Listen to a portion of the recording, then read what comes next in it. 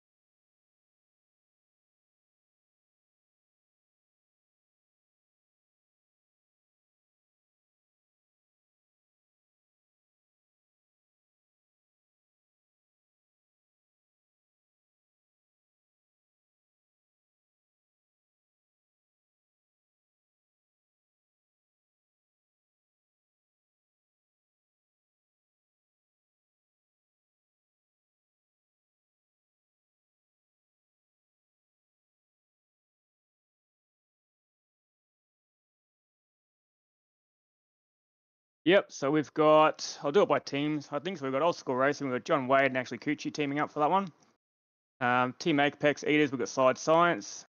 Now, has he got a teammate there somewhere? Oh yeah, he's got a teammate in the GT3s.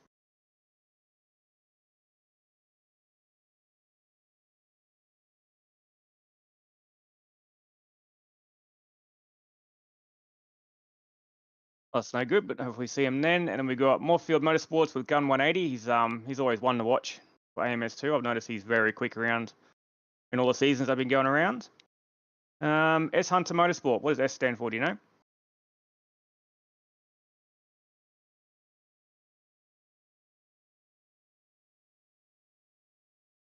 Okay.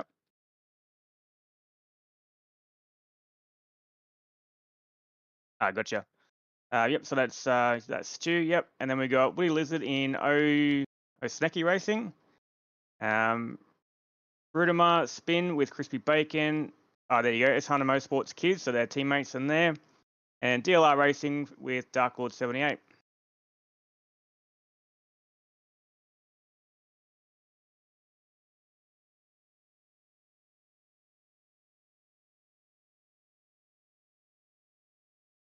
Yeah. P51. Yep.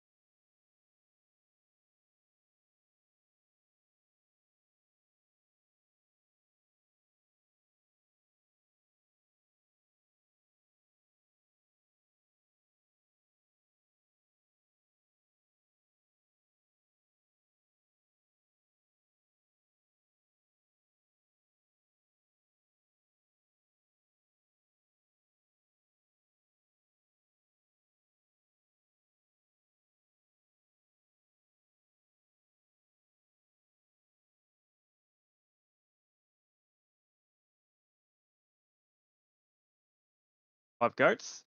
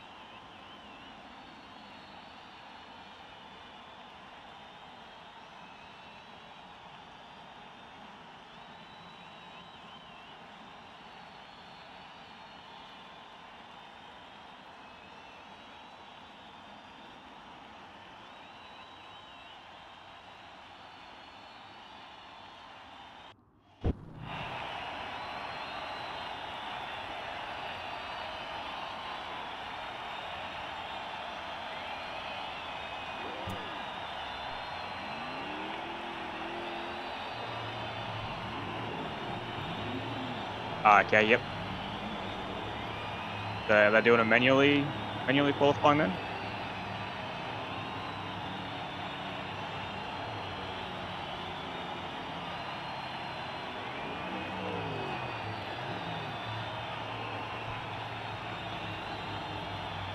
No worries.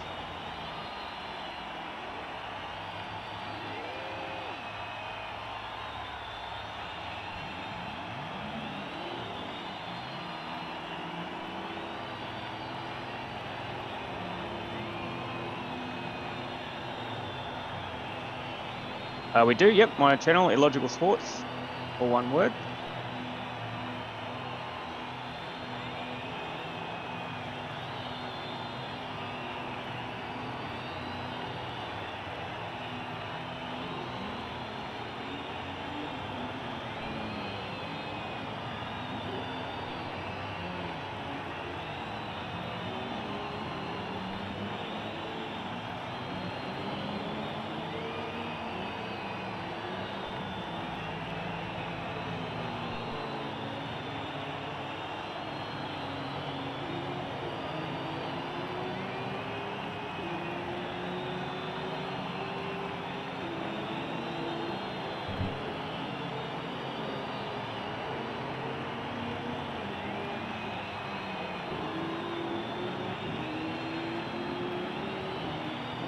Yeah, it's buggered out. It's not the end of the world, I guess.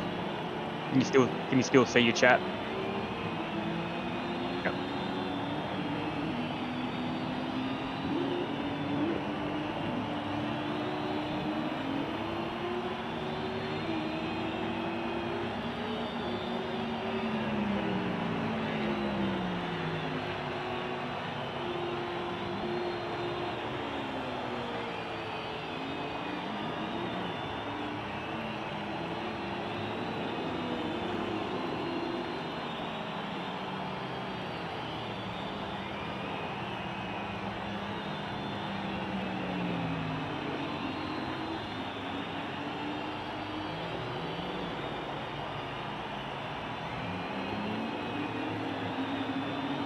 Yeah, not good. Ah, that's it.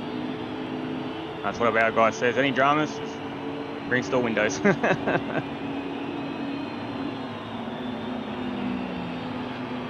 Ah, that's it.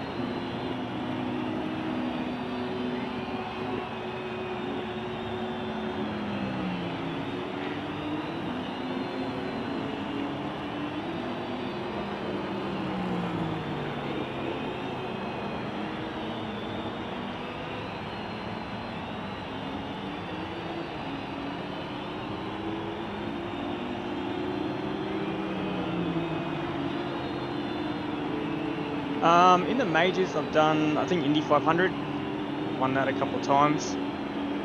And I had a Spa 2.4 hour win as well. Yourself?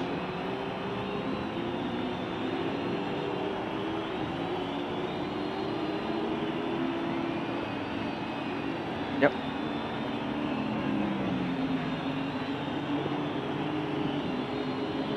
Yep, that happened.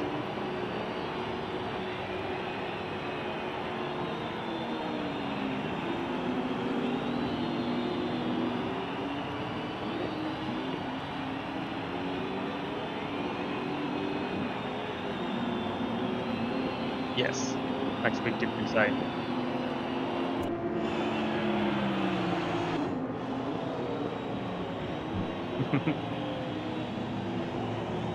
That's a good point. Yep, ANZ CRL also have a WRC championship at the moment that Jack Barrett's hosting. This looks fun.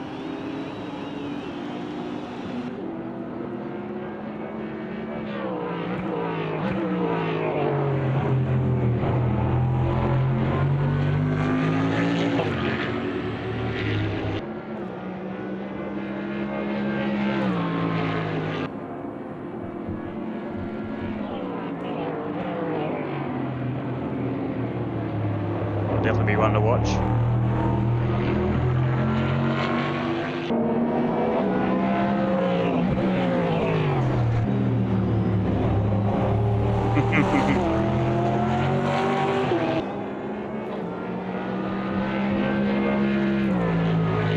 Does AMS2 still have that bug where it shows damage when they're not damaged?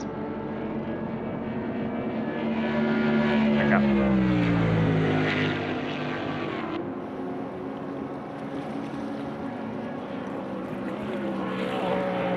Ah, gotcha, yep. No, it's just important to know for our viewers if they are wondering why cars look damaged when they might not be.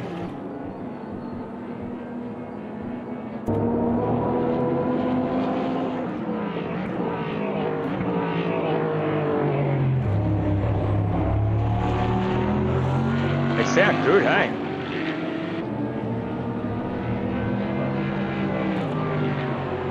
Yeah, really good. After all that, I've just realised that I've been chatting away and no one's bound to hear me. That also happens. Teething issues when getting my stream up and running, but we're getting there. Alright, here's rolling around in the number 86 Cadillac.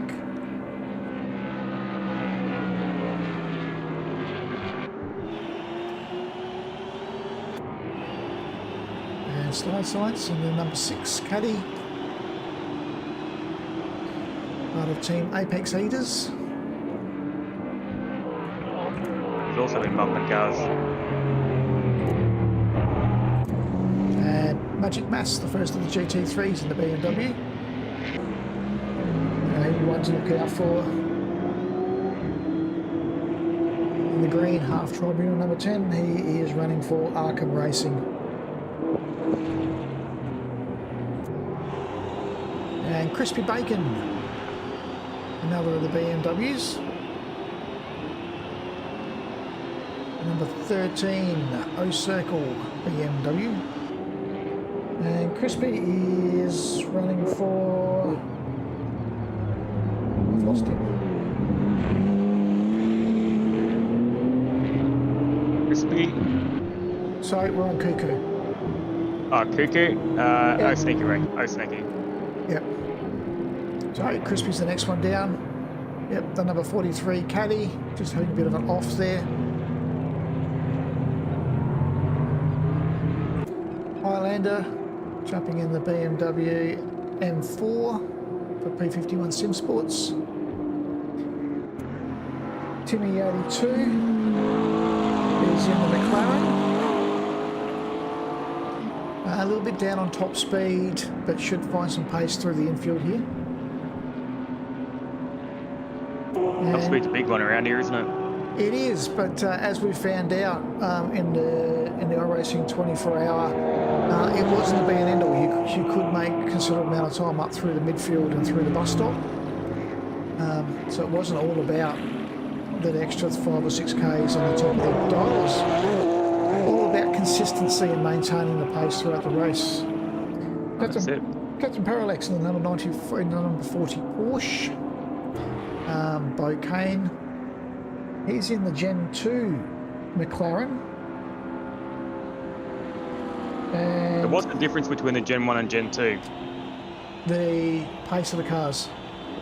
Okay. The Gen 2s are a bit quicker? We've got Gen 2s and Gen 3, so this is the Gen 2 Gen we're looking 3. at. Right. The Gen 2s will be off pace. Roger. So they're But they're just doing their own race. They're the older. Yep. Timmy in the other Gen 3 McLaren. V8 power in the rather beaten up Porsche there. And again, that could just be a little bit of cosmetic visual damage the game has set aside. It may not be anything related to performance of the car. Cirrus parked in the pits in the number 55 BMW. Pixel Boy out on track in the Porsche. And Pixel's in the 992 Porsche. And Pixel's part of the Arse Racing League. They have fun AMS2 races and other racing formats on Friday nights. A couple of guys parked up in the pits. We've got Mitch Kemp with a little bit of damage. That's the other Gen 2 McLaren. And Casey Fields. Don't underestimate Casey. He has some outstanding pace in the number 12 BMW. And our leader, Woody Lizard, he's in the number 22 Osnecki Motorsports Cadillac. And just to show you, here's our safety car, automatic generated by the race. So if there is a major event and the race determines a safety car, that car will pull it out on track. We can. All right, so you said we have a qualifying order. Is that? I believe this is I think this is the qualifying order. That we're seeing now. Okay. Yep. So we should have Gun 180 and Ashley Kutchi starting off the front row with Kiz and John Wade on row 2. Row 3 will be Stu and Dark Lord. And Slide Science is at the back. Crispy Bacon has obviously had some issues there. And Woody didn't get a lap in by the looks of that. Obviously doing some technical stuff behind the scenes. They'll be partying. The DPIs will start at the front of the pack, and there will be a little separation between the DPIs and the GT3s. And the GP3s, looking at this pace here, we've got Magic Mass and Cuckoo off the front row with Highlander and Parallax, Captain Parallax on row 2. Crispy Bacon and Bocane on row 3. Oh, look.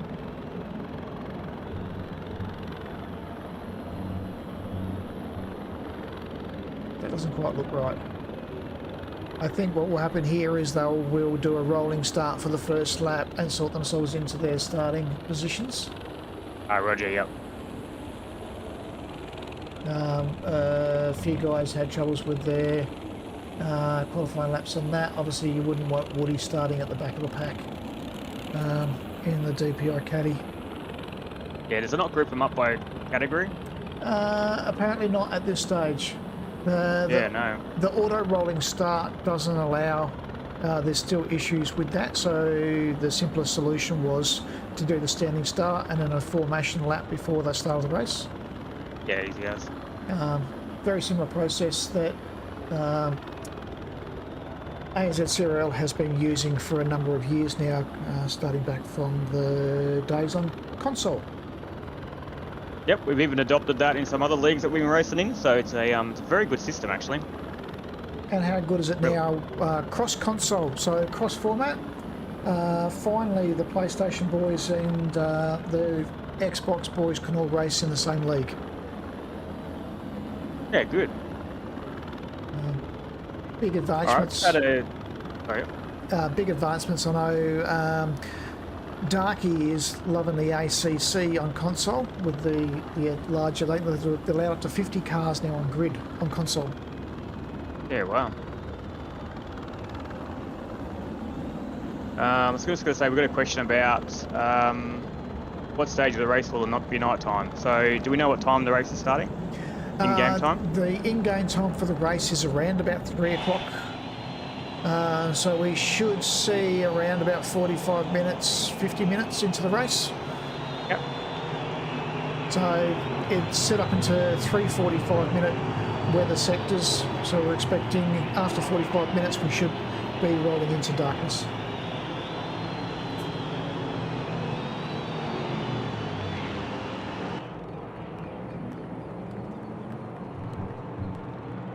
So again, we'll just quickly run back through the cars. With Ashley Kutchi, Kiz, John Wade, Stu, Dark Lord,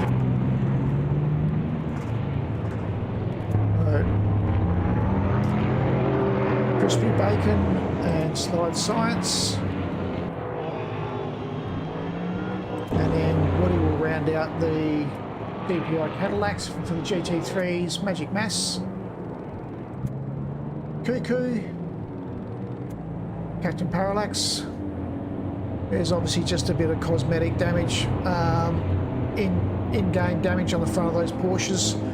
They shouldn't affect any of the performance of the cars. It was just they've had an accident at some stage in the game. Well, the game's fixed the cars. It hasn't visually repaired the cars. Timmy 82 in the McLaren, nice looking car. They've all been squashed. Bocane, V8 power. That's what the Porsche should look like. Pixel Boy, Commander Cirrus, Casey Fields, Mitch Kemp. So your favourite drivers, that are their cars. The guys now should be coming around the embankment. They will be getting themselves organised into their start order. We'll jump up to the front of the grid. Track map for everyone watching. Yep, so let's go to mine. I got standings and track map. Cool. I can give you the splits if you choose. Oh yeah. And I can give you timing as well. Yeah, throw the splits on it, it's good. Splits, there we go.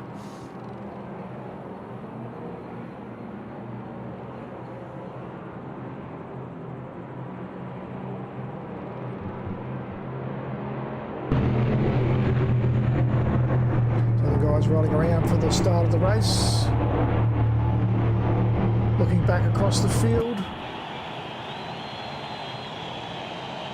Alright, so assume that this will be a false start. They'll just cruise on over the line and then they'll reorganise and then get the race going next lap. Yeah, Woody's still at the back of the pack, unless...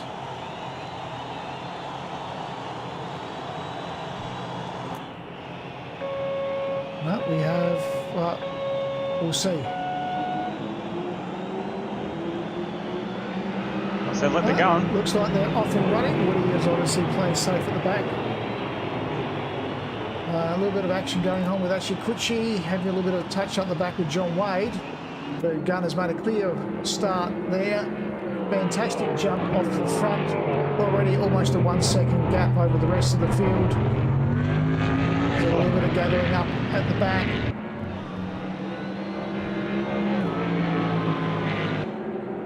Guys, Nice clean start, that's for sure. Yeah, they've all got back out into single file. You can see the cars coming down through the GT3. He's just out on field there. Oh no. A little bit crazy.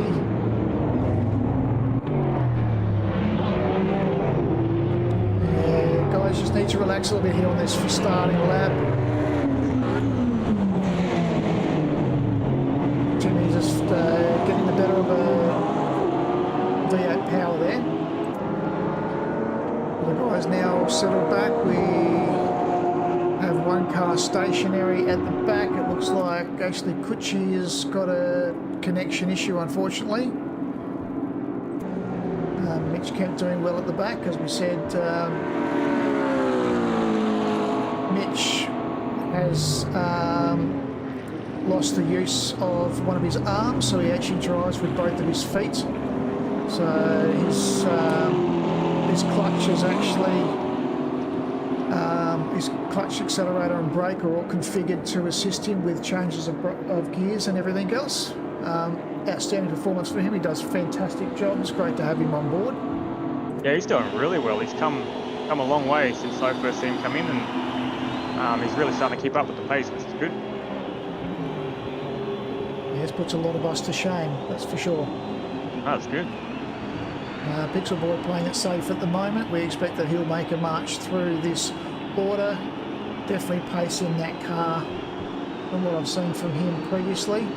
But back up the front, John Wade, who's jumped up in front of Kiz now, moved up into second place. But now 2.5 seconds back behind Gunn. So while these guys have been fighting themselves into position. Gunn's been able to get a jump on this field. They're going to have to start to work together in pairs now, trying to take advantage of the slipstream down these long straights. Yeah, that's it. They'll work together, get that tow, get that push, close that gap to the car ahead. Otherwise, if they don't, they're going to pull each other back off them and then just give Gunman a clear runaway.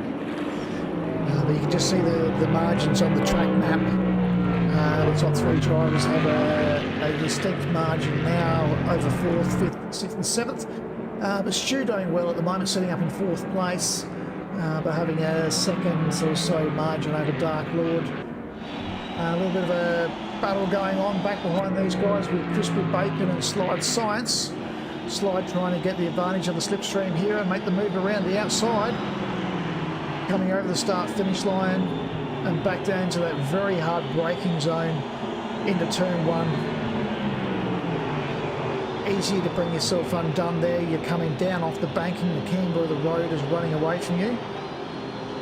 Very nervous moment for the first few laps until the tyres come up to full temp.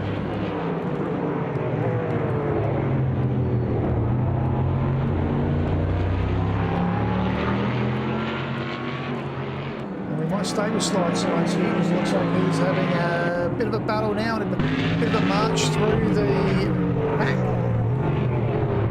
as he's going to slide down the inside, but gets the job done. So thanks to give him the room then. So yeah, it's a wise move. Too early in the race to be racing for sheep stations here. Yeah. Slide comfortably through there now.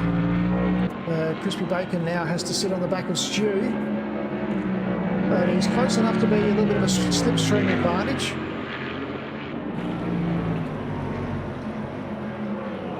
And a little bit of a love tap there. Yeah, if you can't see me in the mirrors, I'm going to tell you that I'm here, that's for sure. Yeah.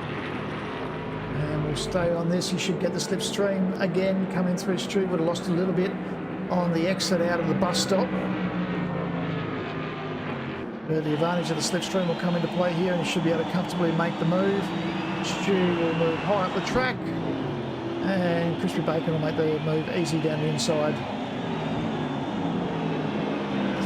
And you can see Woody Liz has started from back of the pack. He's only 4 seconds off the back of these two now.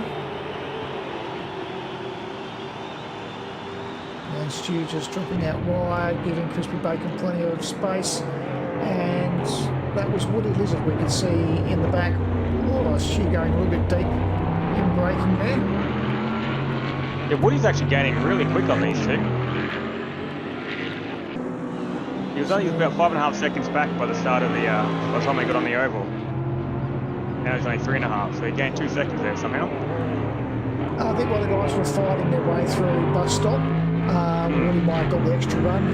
Now, the other talking point for the DPI cars, these cars will be required to complete 5 pit stops during the event of this race. Are you? Their fuel tank only lasts around about 18 laps. We were talking about their ability to fuel save.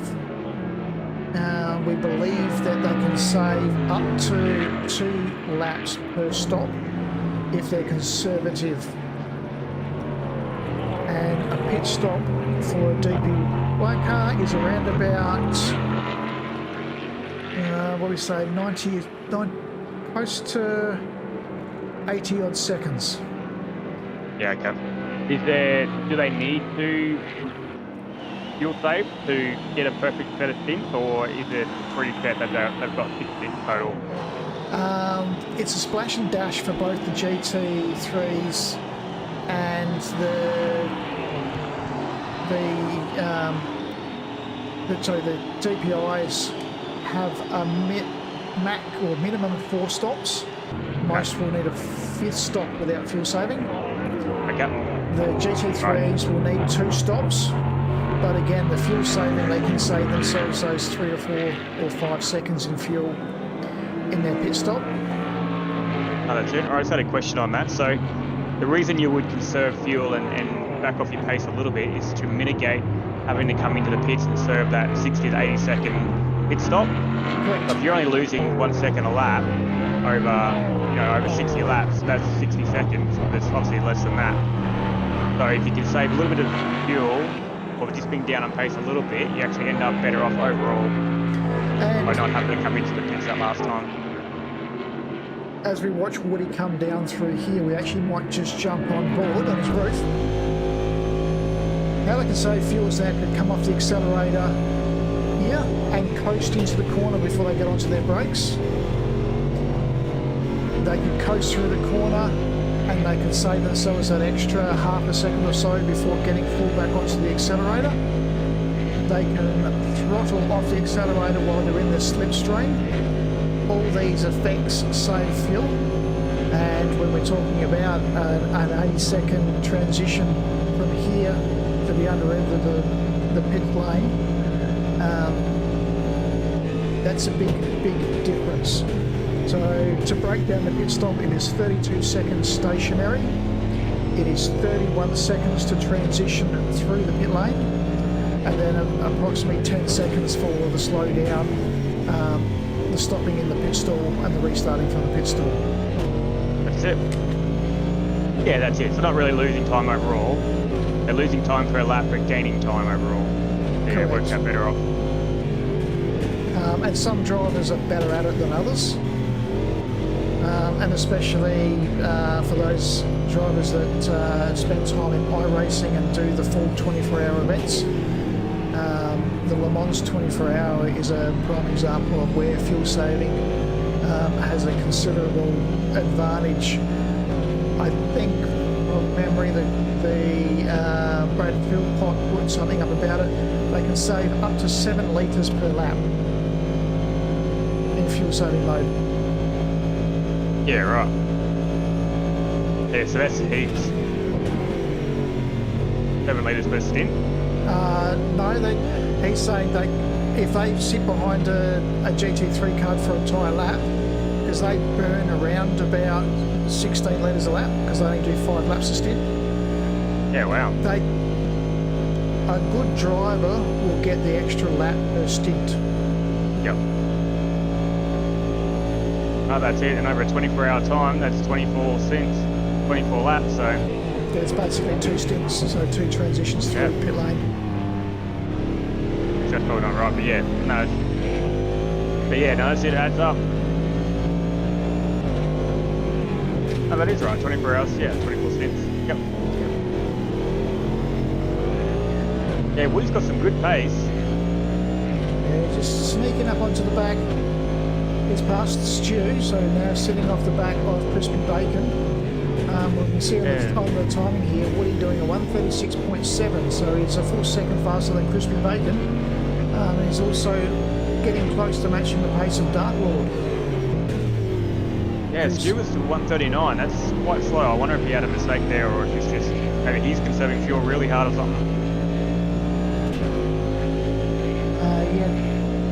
So that was their last lap. Yep. This is not their fastest lap. Yep, that's correct, yep. Yep. So that last lap, yeah. Yep. But Woody did 136, he did 139. We can see the advantage of Woody here in the slipstream. We'll take you back trackside as Woody comes out of the bus stop. How, I forget what they missed to, how are the track limits done on this game? Slow down. Okay, so if you cut it too much, it'll be a slow down. Yep. Project Cars 2 style. We see Woody making a move around the outside.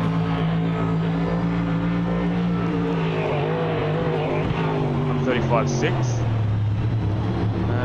Quickest lap of the EPIs at the moment. Dark Lord held up on the last lap, 138.6. Now, just wondering whether they're starting to come across the back of the GT3 class. I see someone coming down pit lane too.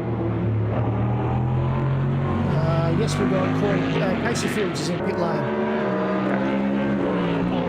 As we see Slide Science here making a decision on how he's going to get past.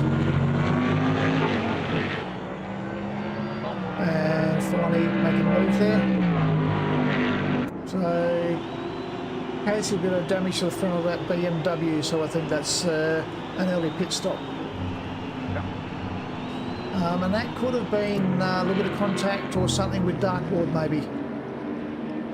Because Dark Lord was off pace on that last lap, so maybe the two of them might have just had a little bit of a tangle up.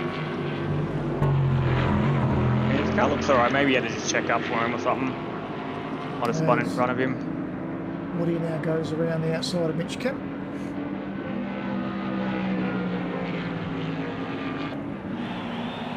Woody now got a 4-second margin to gain up. He's got no slipstream advantage now. He's really going to have to buckle down and focus. Dark Lord's last lap was a 1:37, with Woody being a 1:36.2. But Gunn's still out in front at the moment. Look at our leader. He's running with a 1:35.6 his last lap.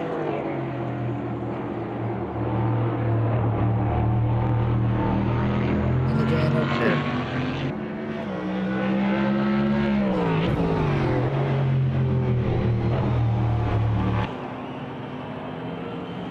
Yeah, John Wade's not too far behind. He's only 3/10 on that lap. It has been fluctuating a fair bit.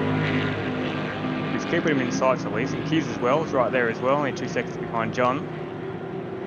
Clyde's got a bit of work to do.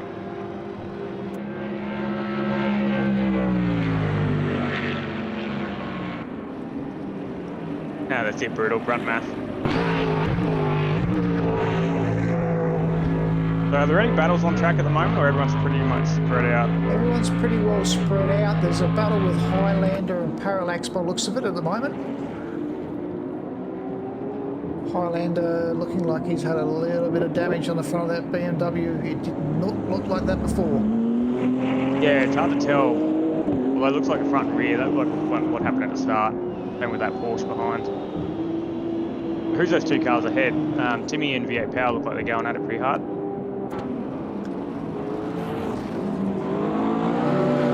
There you go, Timmy. Timmy's got the inside line coming down. Yeah, it's still a good battle. Turn 7 and 8 coming back onto the outside bank.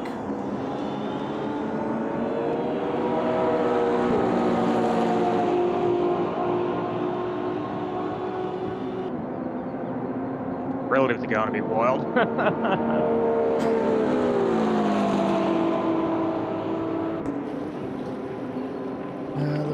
The Porsche's definitely got the better line here. I would have thought the Porsche would have had better brake. Yes. Oh. Timmy's in the bail out of that. That was a wise move. He'll go slow down for sure.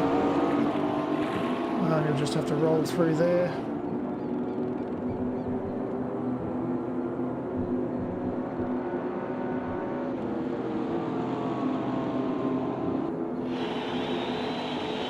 He'll be in the clutches of Parallax now. Oh, hang on, did Highlander go through then too? He did too. Yeah, so After in the bus stop. Timmy would have got the full part, the slowdown there, so he would have had the back right out of it. And he would have done the right thing. He would have come off the pace going through the barricades at the top of the bus stop. Yep. But that's a 2-second margin there, so that's why we've now got Timmy sitting back behind both Highlander and V8 Power. But it looks like Highlander's about to pull. Oh no, he's got a bit of a margin there.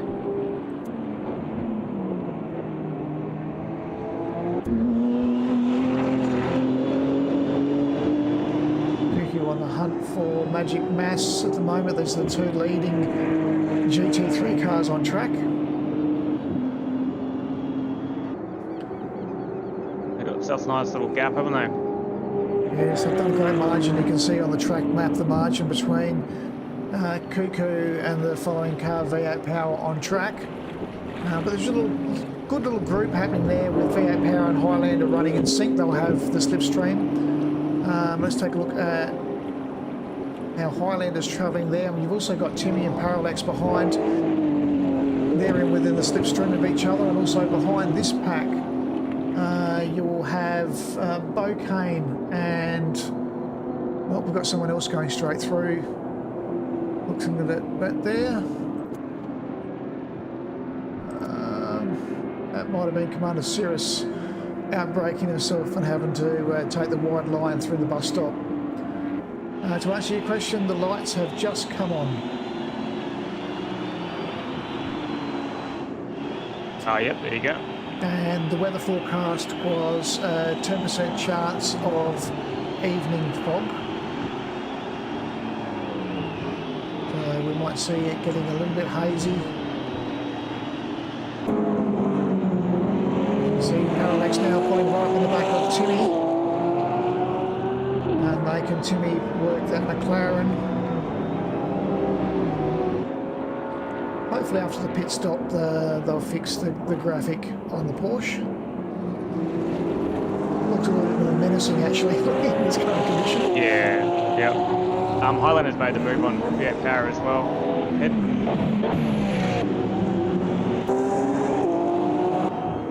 Yeah, he's cruising through too. So again, it comes back to who's pushing to get ahead and who's trying to conserve fuel. And Highlander was fastest on that last lap. It was 142.8. The Magic Mass was a 142.9. Kuku 143 flat. So Highlander certainly on a march now, trying to gain back some of that time lost.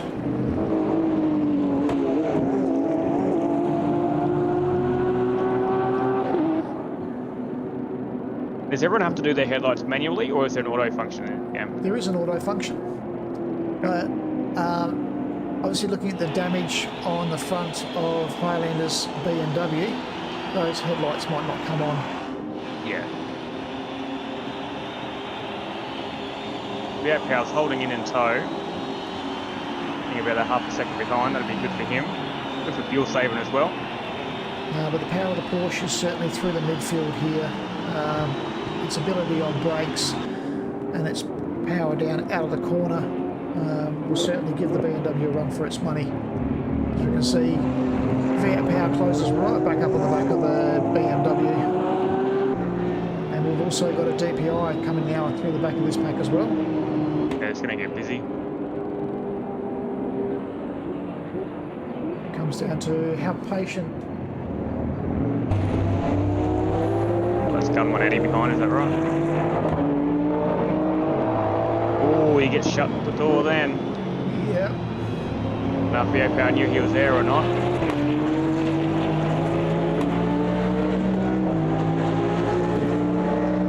But it is up to the DPIs to make the move safely. They can't just force their way through the field. No, that's it. No, you think if they had a run though, you think the GT3 would hold out a line, but maybe he just didn't realise he was there.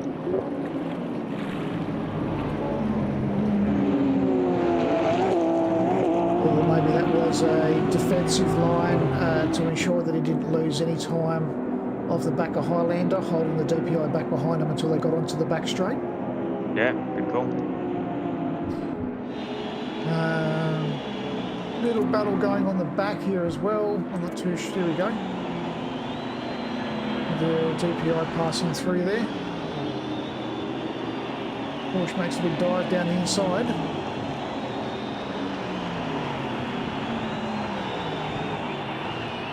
Oh! Jimmy got loose.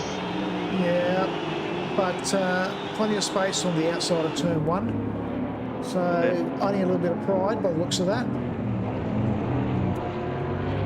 Timmy doesn't look to have too much damage on the McLaren. I think Very hard to tell. they're all looking a little worse for wear, to tell you the truth. Yeah. But this is where it all gets busy when you've got 20 odd cars all in one sector of the track and multiple classes passing through. The guy's much more respectable, but again, just holding the line up a little bit there. The DPIs have to be a little bit patient through there. They can't force themselves into a move. But from everything we've seen so far, everyone's doing an outstanding job. Alright, so just up ahead, we've got GT3 getting ready to go past, yeah that's right, up past the Gen 2s, with a DPI coming through as well. But again, this could be tricky.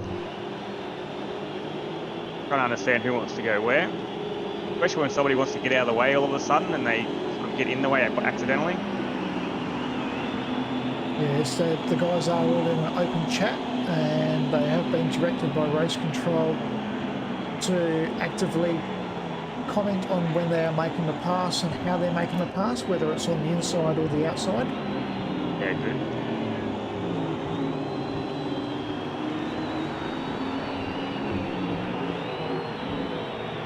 Now, is that Cirrus?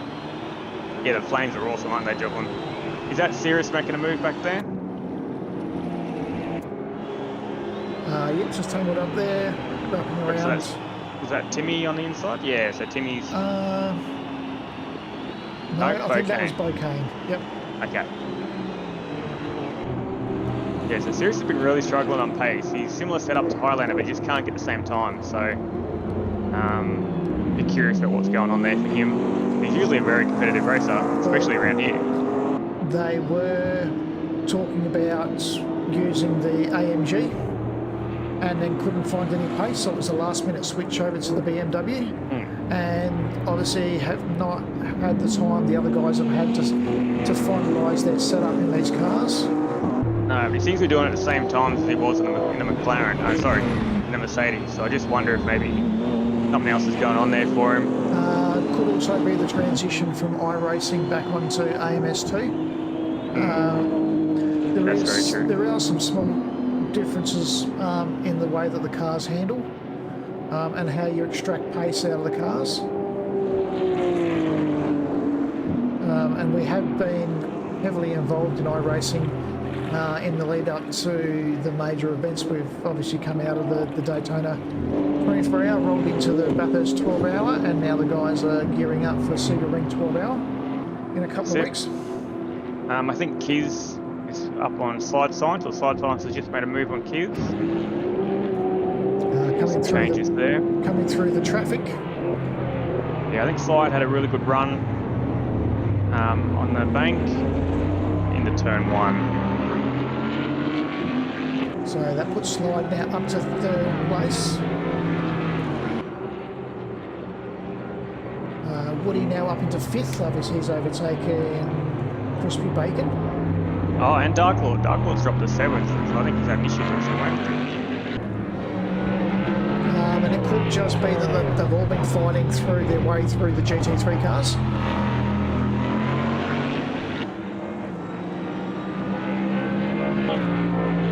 And you can do the legitimate thing, and you can just be patient and wait your turn to get an opportunity, but that can also play against you if you've got another DPI car behind you that's got clear run.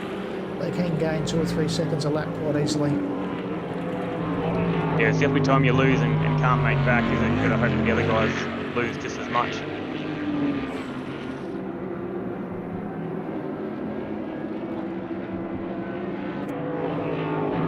So Woody's just worked his way through a couple of the GT3 cars. Now got a bit of a clean run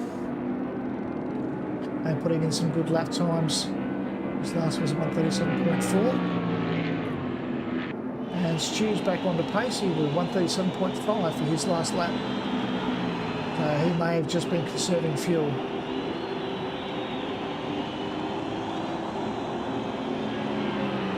There's a mixture of times running around through the GT3 cars. Yeah, it's all up and down, isn't it? Pretty consistent 44s in there, but... Then we've got Cuckoo's just passed V8 power. We have someone in the pits. There's Dark Lord now taking the first pit stop. So lap 17. Yeah, I wonder if he might have come in a bit early, because he's been down on laps for quite a few now. Maybe he's had a bit of damage he's been trying to hang on to. Their lap window is between lap 18 and lap 20, so he's not far out of the normal window for pit stops. So we would expect that the DPI cars will be pitting in the next 2 laps. Yep. The GT3 cars, they can run up to 59 minutes on a tank of fuel.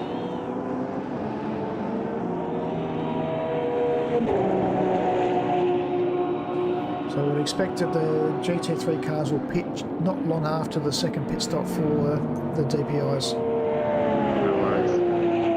Mitch Kemp also taking advantage of the pit stop strategy to jump in and get some repairs done, I would say, for the GT3. Running the older Gen 2. Clean set of tyres and he's out. And now we're watching Dark Lord now coming out of the pits. Yeah, a little bit of damage to the front of that car. I would say he's had an off-track somewhere or a tangle with one of the GT3 cars.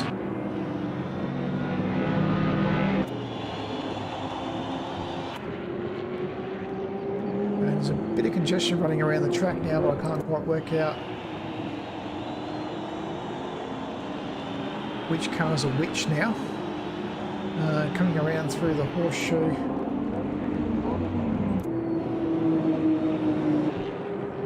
Must be some of the DPI cars.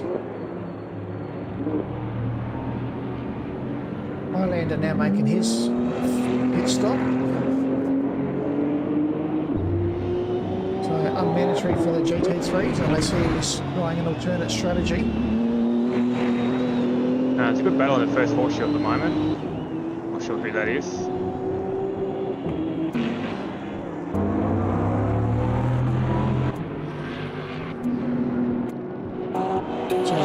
Through the cars trying to find out. Must be, yeah, these two. Bocane and Cirrus.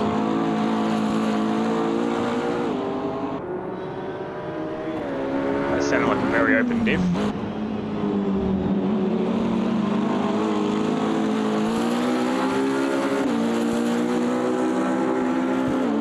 Yeah, I always struggle with McLaren. I feel like I'm doing 100 mile an hour, but I'm always 3 seconds slower. Yeah, right. It's a weird car to drive. It's a very distinct driving style to try and find pace. Yeah, okay.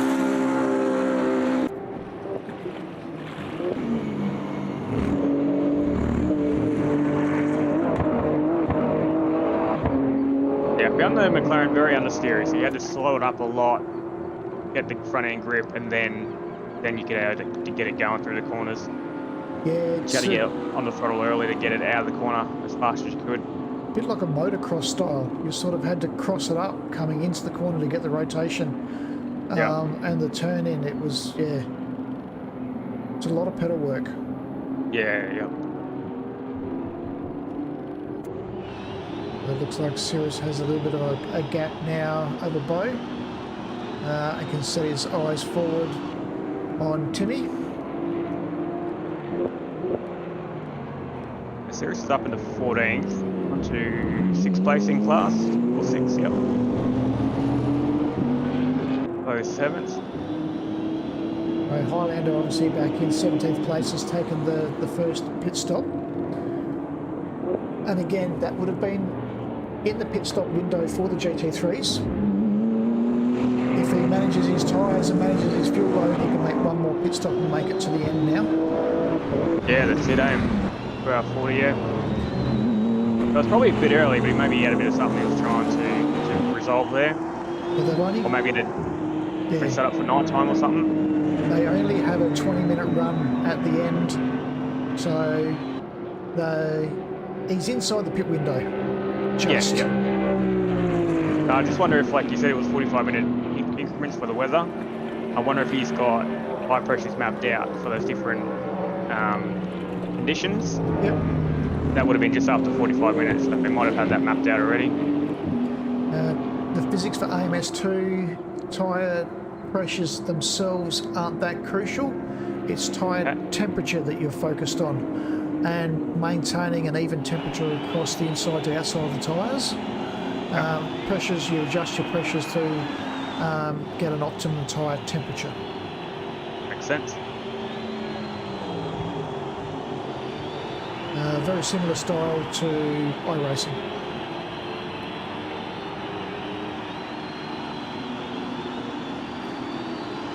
There are a number of battles going on around the field, but now it gets difficult to determine who's contesting with who. Yeah, those relatives aren't really helping, are they? No. We'll take a quick look at Magic Mass coming around the outside. Quickly behind in clear space. Yeah, now he's got Parallax not far behind him. And Timmy just in front of Commander Cirrus, who's still taking some heat from Bocane. We might just stay with this little battle at the moment because it seems to be one of the best ones on track. Yeah, we'll have to see here the difference between the Beamer and the McLaren down the straight. Well, the Beamer's got advantage on the top speed, but the McLaren will have the advantage of having a slipstream. Yeah, that's right. If we can keep up, we'll see if the Cirrus pulls away. We jump on board with Bocane. And we'll jump up onto the roof. Well, you should make a little bit of advantage coming through the bus stop. And we can see gangs at all, or if he...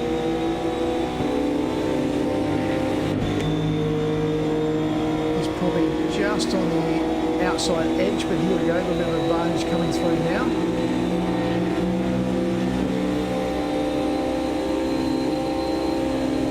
As we compare lap times between the two cars as they cross the start-finish line. Oh, nearly identical. Yeah, not much between those two cars. Very slow and methodical downshifting.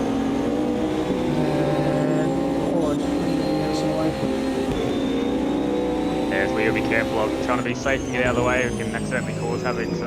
excuse me for 2 seconds, I'll be back. No worries, mate. I will put you back on to trackside. Cheers. There we go. Alright, so Bo's going to try and keep Cirrus. We'll see if he catches back up the Cirrus here.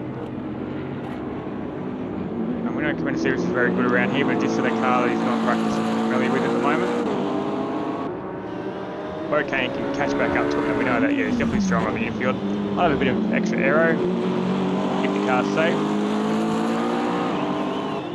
Relatives really aren't doing us any favours at all. At the moment, that's saying he's in front of Commander Cirrus, so that makes no sense at all. Interesting. It'd be great if I get some overlays up that ran separately or independently. Actually, I used to have an app called Race Dash or something. RS Dash. That used to pick up all this stuff. That used to give you all the relevant information, which was good. So I can't change the cameras or anything at the moment, so we're just going to be stuck on Bocane for the moment. Sorry about back. No, good. There is a battle in the bus stop at the moment, the DPIs. So oh no, we've got Kiz at the front, Bacon and Dark Lord are the three running through at the moment. So they're all... Oh yeah, they've all closed up together, haven't they? Kiz, Crispy and Dark Lord. So the guys have been rolling through their pit stops and coming back in. We can see Woody's completed his pit stop in his last lap. That would explain the 224. And Stu's also completed his pit stop. And I would say after lap 22, all of the DPIs have now completed the first of their compulsory pit stops. But Woody's doing really well. He's up to P4. After starting at the back, quite a fair way down. As we see Dark Lord making the move here. Oh, bit of a bubble. No room on the outside there. Around the outside. He's obviously got the grip. And is he going to have the margin to be able to get on the brakes? He's going to take the brakes down the inside, coming onto the back straight. Crispy went deep.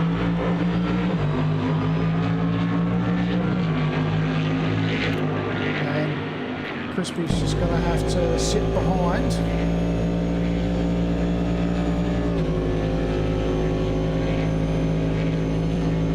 See whether there's any advantage in the slipstream coming down through the bus stop. Well, that was very wide there. And they both outbrake themselves a little bit. Dark Lord certainly had the better exit. Oh yeah, big time.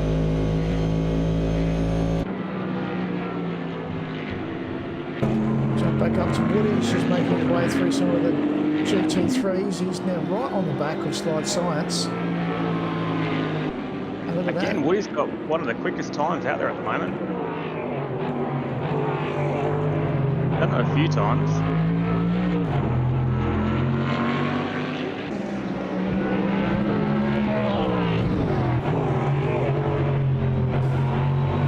struggling a little bit with his braking at the moment. Mm. Could be a little bit of fatigue setting in for Woody at the moment. Fatigue, difference in the track temps as well. Tires might be getting a bit cooler and slippery. Doesn't make sense, but it can happen. Only 2 DPIs in the 136 the last lap. Even John Wade in 138.3. Yeah. So, the traffic maybe. Those sort of traffic numbers, aren't they? 2 to 3 seconds. yeah. He makes it around the outside. He should be able to see Slide Science up in front of him now. Slide coming past the entrance to the pit lane.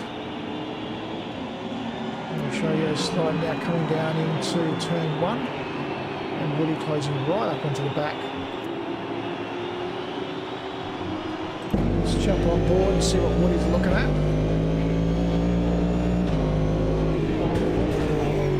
You can see the moon rising in the background and the Ferris wheel. Yeah, it looks great, doesn't it? Again, very deep into that corner.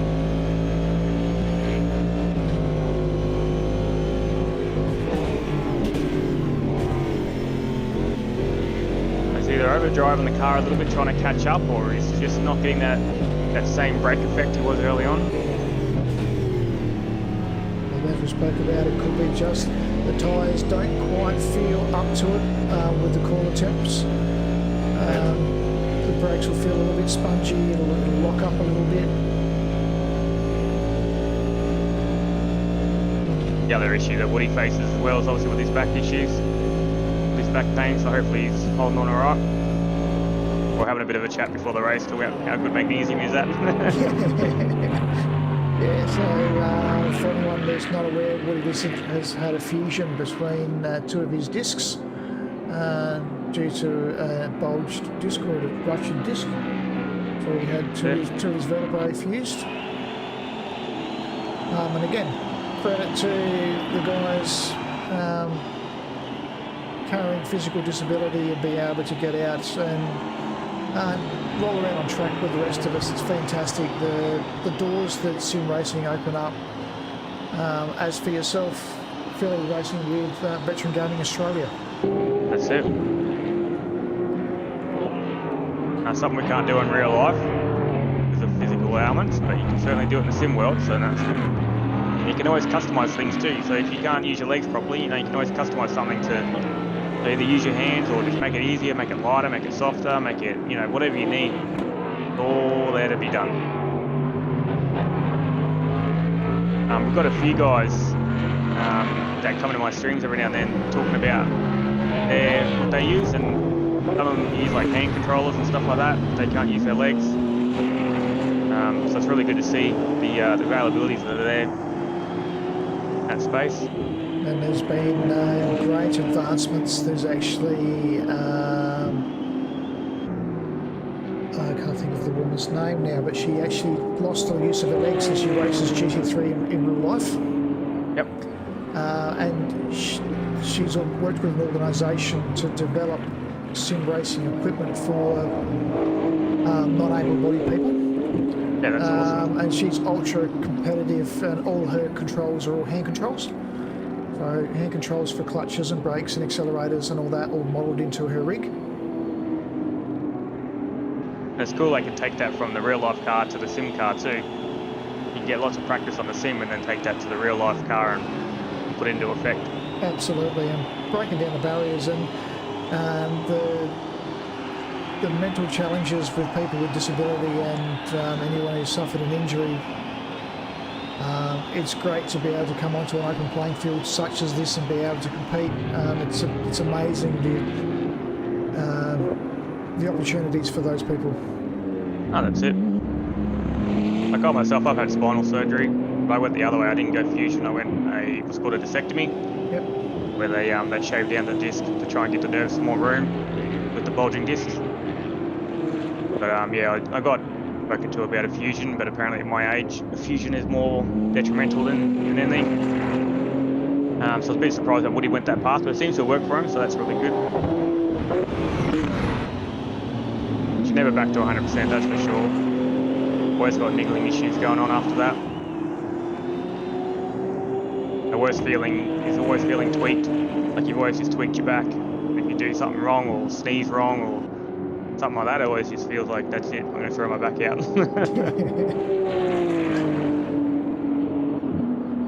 Yeah, it's amazing how much we rely on our spine. That's it. And the level of comfort that we experience is based on how our spine's feeling today. That's it. Alright, couple of cars up. Not sure if that's DPIs. Roll their way through the field, so Gunner sitting 16 seconds in the front of John Wade. John Wade's got some space around him. Slight Science and Woody having a great battle that we've just been watching. Kiz sitting off the back there. He's in a lot of open space. A 10-second gap back to Dark Lord. Crispy Bacon sitting not far off the back, only a 3-second margin.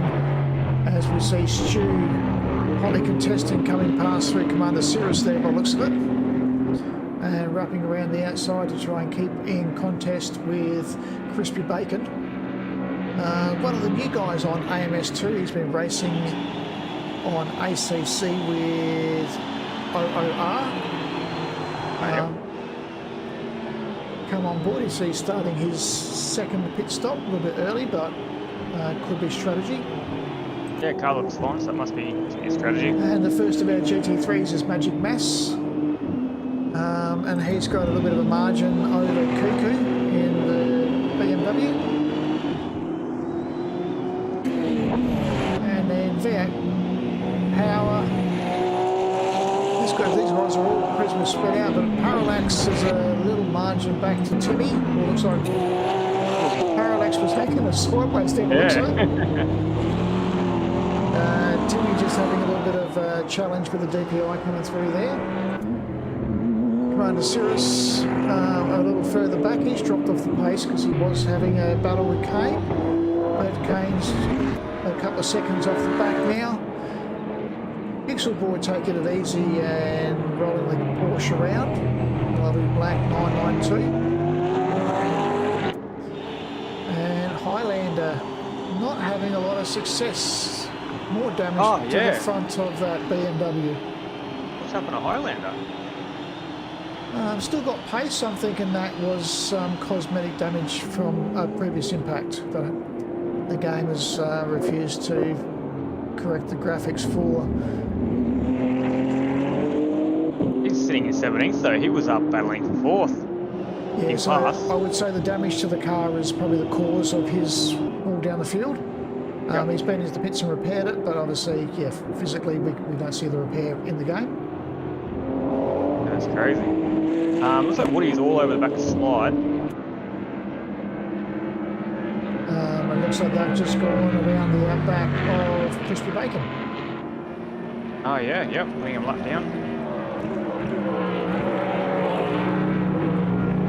And we jump on board with Woody for a little bit. Yep. Let's actually go cockpit view, what Woody can see.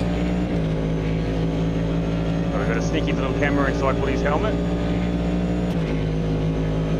Have you seen those? They're getting more common nowadays. Yeah, they're using a lot in the F1s. F1 motocross. Advantage of the slipstream there, sliding up around the outside. Lift it off early, get that fuel save. Just letting Slight Science know that he's there. That's it.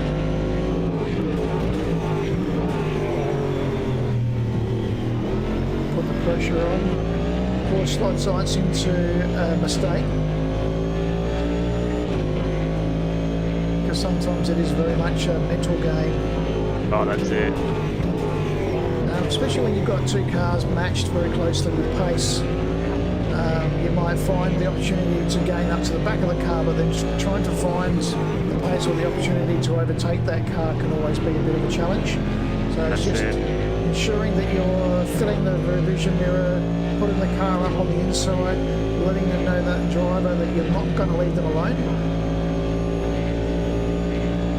It looks like Woody's set up maybe a bit slower in the infield, where his slide pulled a bit of a gap then, but then catches up like a rocket ship. will be the preference, probably over downforce, I would say, in the setup of these cars. That'll be it.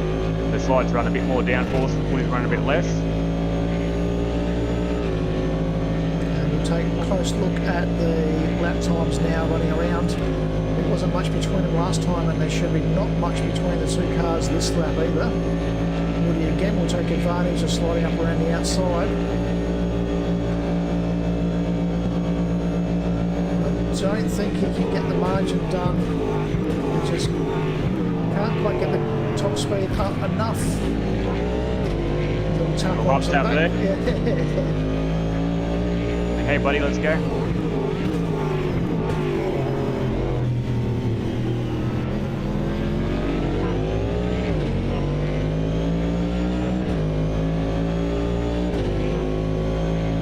You see Slide Science moving away.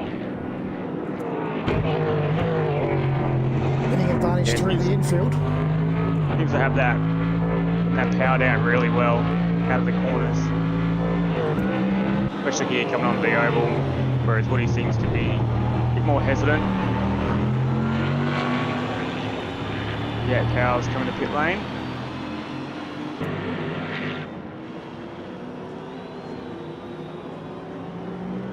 And everyone else seems to be spread out around the track now.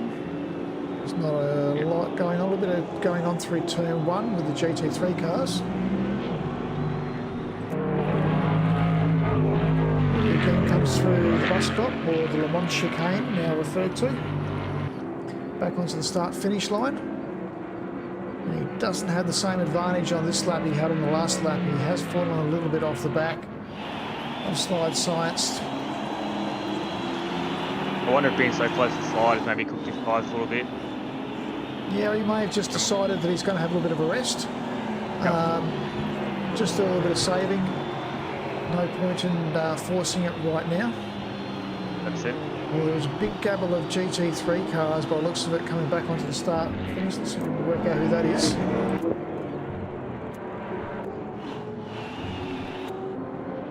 Boys coming in for a pit stop. It's probably one of my biggest arguments about this is the live timing doesn't allow us to determine who's where on track to be able to pick up those battles. Yeah, it needs a relatives, doesn't it? Woody's closed right back up onto the back of Slide Science again. Big gabble of GT3 cars in the pit lane now. We see Magic Mass, Cuckoo, Pixel Boy, all taking their pit stop, which would be around about the maximum for the GT3 cars. There you go. That was a fair stint. So that was just over the hour. 31 laps, yep. That's pretty good. So we'll now get to see the GT3 cars should start. I'm just going to say, where is that? Back there.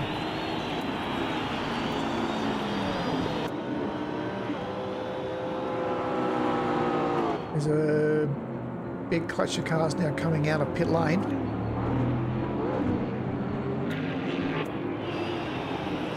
Yeah, so I'll be curious to see where Highlander ends up once all these pit stops are done.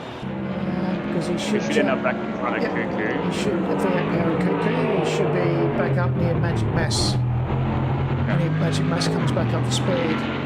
So we'll just keep an eye on this little battle because they're about to come up to a clutch of GT3 cars, which could play into the hands of Slides of Woody here. Yeah, can we jump on the roof cam for this one? If they get lucky, they'll get them on the oval before they get to the bus stop. So I think they'll definitely get at least one, if not two. Which is a busy track. It looks like there may be a DPI car there as well. No, it's all GT3s. One of them must be a Gen 2. Gotten out of the way. Have to be patient here. Actually on the exit too. It's a big difference in speed. That's Bo and Cirrus on the left. Yep. And then in front of them must be, but it didn't look like Timmy. No. I think there was a lap car in front of them. But Cirrus now the third. Oh no, Cirrus is in the pit lane by the looks of it. Yep, it's come in. He's got even better fuel economy than the others. We've still got Timmy is the last of the GT3 cars, I believe, that has to take a pit stop. Okay. And see, Cuckoo on an outlap. Cirrus will be on the outlap. Magic Mass is on his outlap. Currently inside there. GT3 inside, that will be Mitch Kemp, I think. Yep.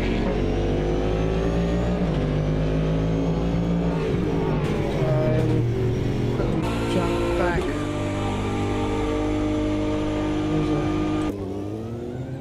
Oh! That crispy, that? Yep, crispy bacon having an off track there in the DPI. I wonder if that was separate. Maybe you got spooked by him or something? Yeah, I think that was them going through the GT3 cars and then just getting a bit loose. As we watch Dark Lord throw it around the outside, wait patiently for the car to pass.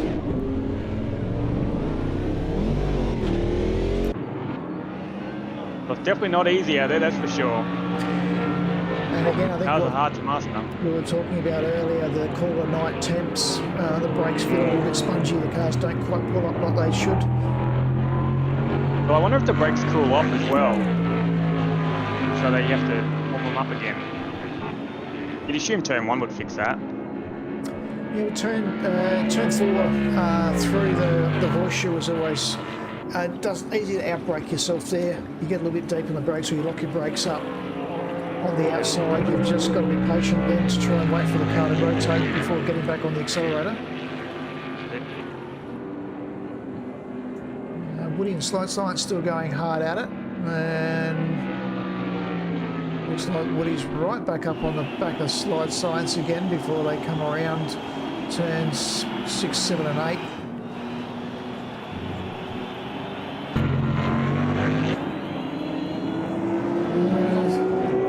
Slide's just managing to hold the space.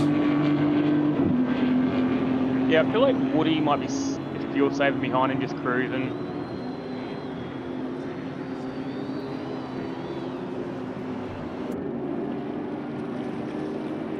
They seem to be rubber back and forth, you know, like Woody gains and then loses and gains and then loses, so... Oh, that was a cut. Yes. But fast, Woody the fastest, and Slide Science, John Wade with a 135.6, but Gunner was a 137. So working their way through the GT3 cars is unsettling the lap times for the DPI cars. But there's only 4 cars on the lead lap. Yeah, Woody is the last of the cars on the lead lap. Everyone else is at least a lap down.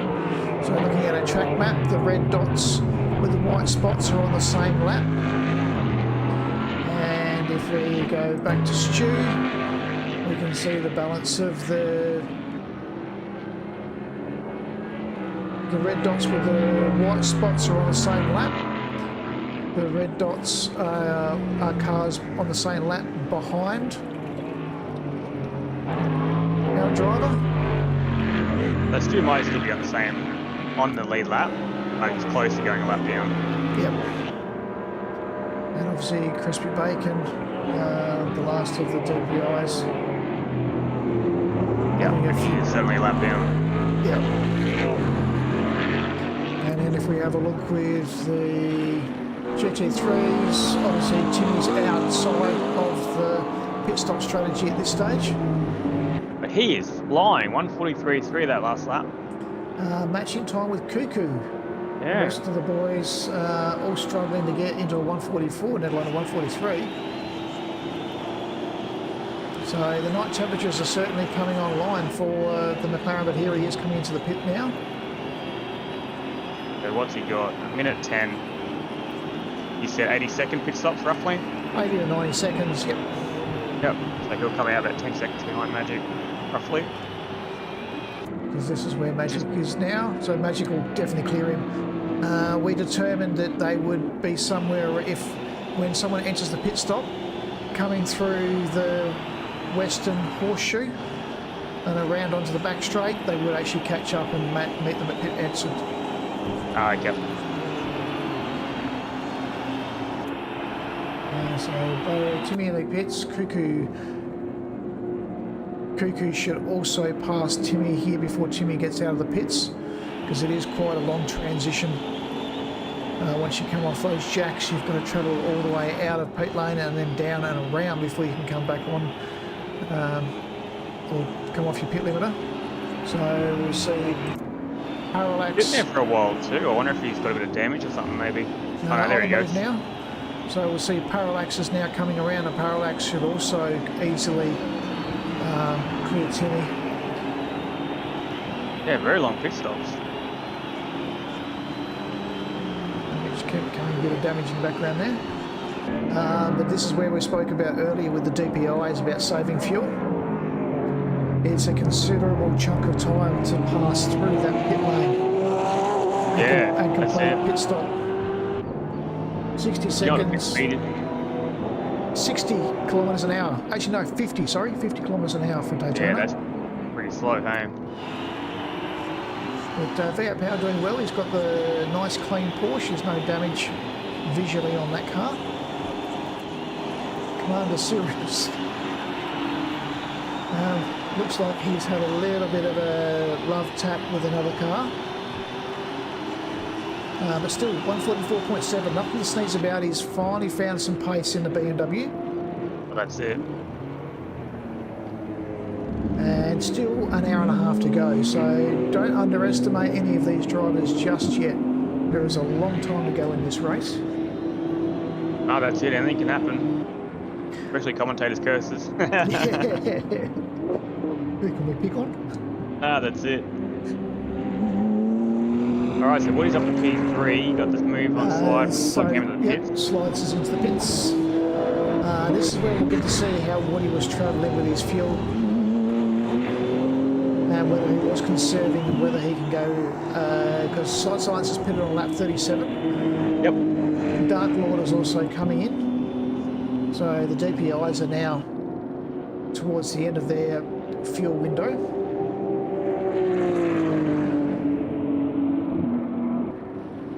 So the Sirius is not far off the back of V8 Power at the moment. Yeah, he's kind of right there, but Power's just got a bit of a 2/10 that last lap over him. Bo Kane now in the pits, so they'll overtake Bo on this lap. Sirius is 2/10 up on his best lap though, so maybe you're right, maybe he's finding the pace. And Highlander back in the groove now, he's back up. So, who's he? 2, 3, 4, 5. He's 5th in class. Yep. The 43.3, so yeah. Magic Moss 43.0. They're loving these temps. And cooler air on the colder track. That's it. Infinite grip.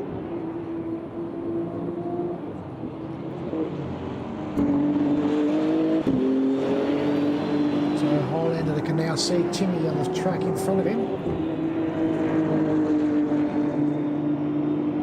And when he's pitted. That's that little bit of carrot that Highlander would need, which is so brief. You can just see the car up in front of him. That's it. So he's got a target to focus on.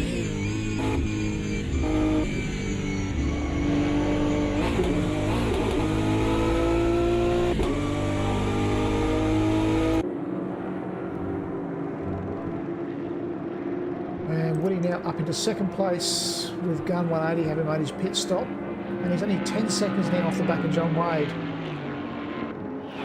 Commanding drive there is obviously a pit stop for John. John now into the pit lane. Woody going for one more lap, and we would say that is the advantages of fuel saving. That's it, 2 extra laps at this stage, if not more.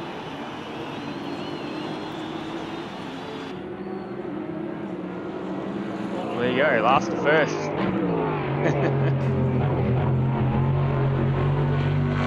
We should see how he comes out after the pits with slide, if he gets an advantage over him or not.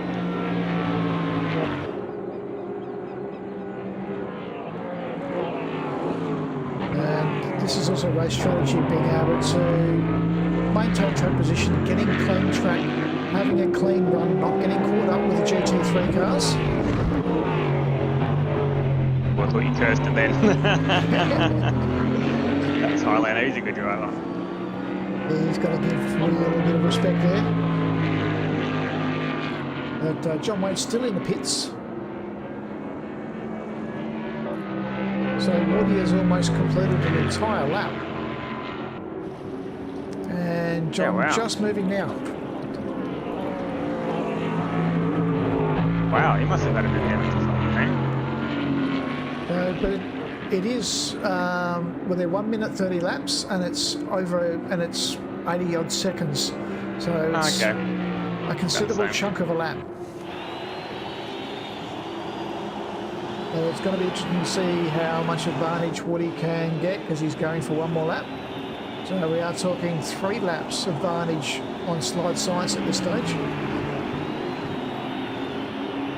Yeah, that'll make a big difference at the end.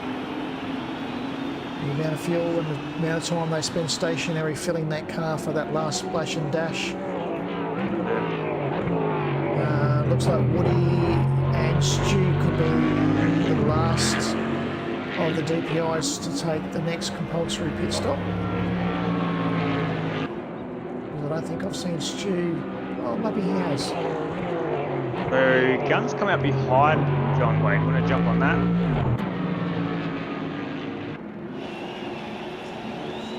So Gunn lost a fair bit of time there, by the looks of it. A little bit of damage to the front of that car too, so maybe there was just a little bit of stationary time in the pit stop.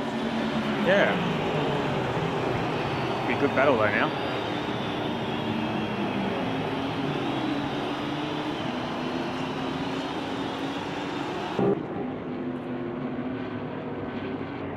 Just negotiating through the GT3 cars there.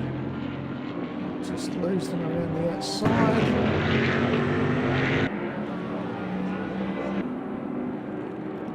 Might jump on with Gunn and just see how he does it.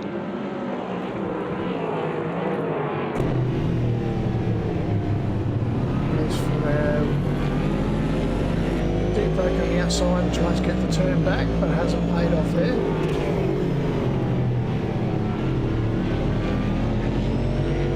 Through turns 7 and 8. He's close enough now to get the slipstream. Just 1 second margin between these two, which is right on the edge of the advantage of any slipstream.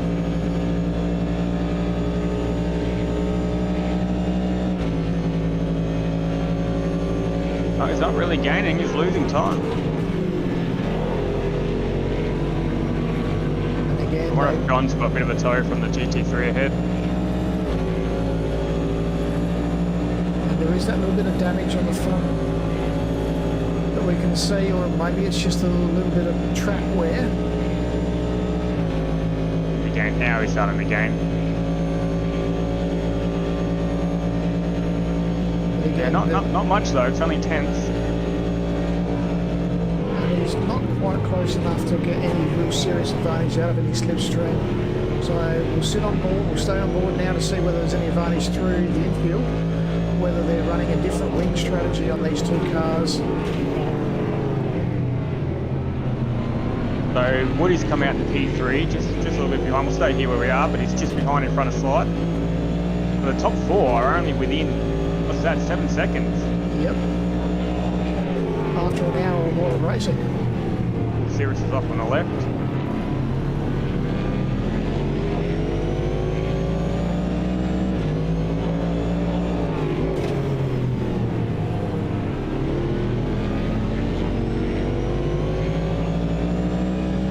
Is there any differentiate changes for the DPI cars, I wonder? Yeah, not sure. Because that's a considerable loss that Guns had there. Yeah. Even on the last lap, a 136.7 to a 137.5.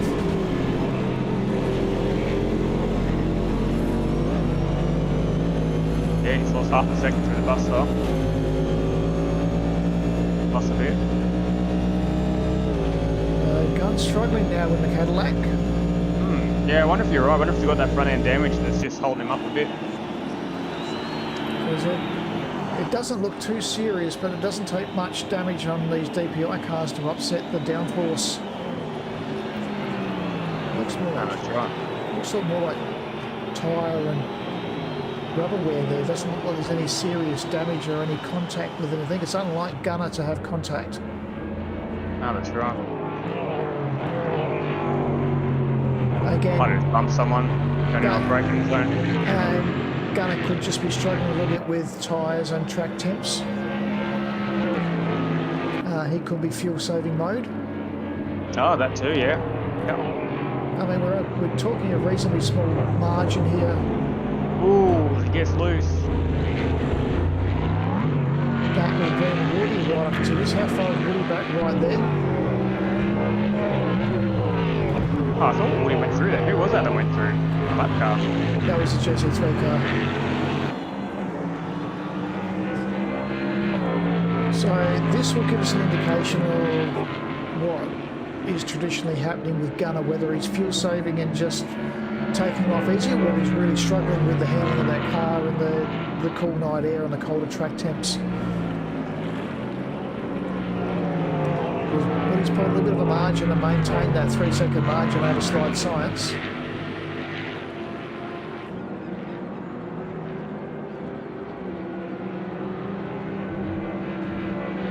Gap's staying pretty consistent behind him, but yeah, definitely. Because this is Woody's first full lap after his pit stop, so he should now find that his brakes and tyres are almost up to full temp on 135.9. Yeah, he's flying.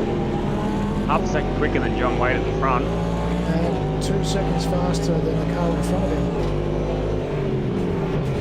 Gun with 138.9 after that off track will not be happy with himself. Yeah, he lost about 2 seconds, didn't he? Pulling away from slide science.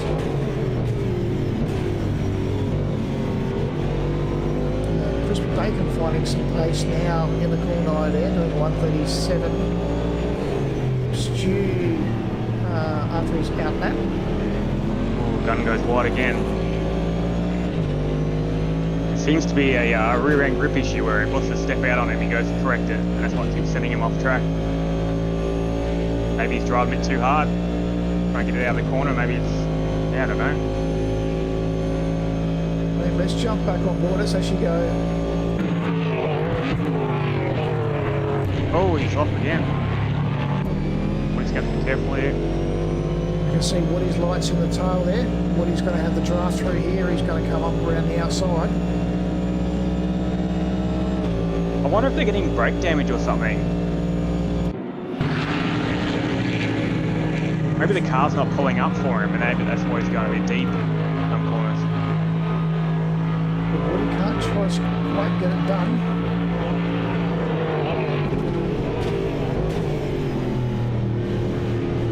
Would he probably just be coasting? He knows he can save fuel behind. Let's just look at the attitude of the car and how he's handling with the steering. Yeah, he's very hesitant, isn't he? Yeah, it's almost like cold tyres. Yeah. Hope he didn't put the wrong tyre choice on. Is there hards in these? I don't think they've only got slicks and wets. Okay. Yeah, he's very slippery, isn't he? Very loose. Or the other possibility is he has had the glitch of the game where it has not changed tyres and he's running on burnt tyres. Ah, yep. That'd hurt. Lots of possibilities, but it's certainly making for interesting racing. It's a little bit of a disappointment for the Gunner. But he'll overcome this. He is a competitive racer. No, that's it. Woody right up to the back again, so we've got the pace. Yeah, just very gentle on the steering wheel through there.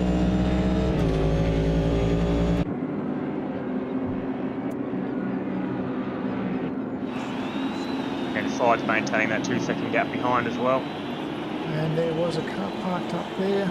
Oh, that was a wing. Yeah, There's a car stopped just back there. That was a lapse. Yep, there's a car glitching on track. Oh, so, yep. Yep. Yeah, did we lose actually Kuchi early on? Yeah, we're down to 19, so we've lost 2 cars. I think that car is disappeared now. Yep. We've now got 3 DPL cars. I've caught up to one of the back markers. I think that is Magic Mass. Dark Lord, is it? Yep, they've caught up to Dark Lord now. They're going to put Dark Lord down a lap.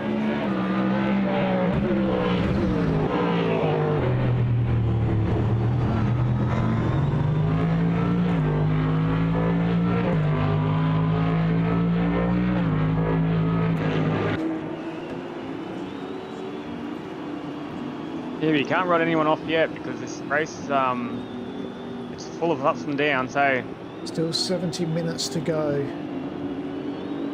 Anything can happen with a pit stop, a tangle between a DPI and GT3. but we had it off track then.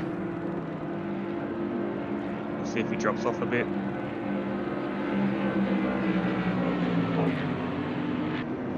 No, it's maintaining. Just making their way around Dark Lord.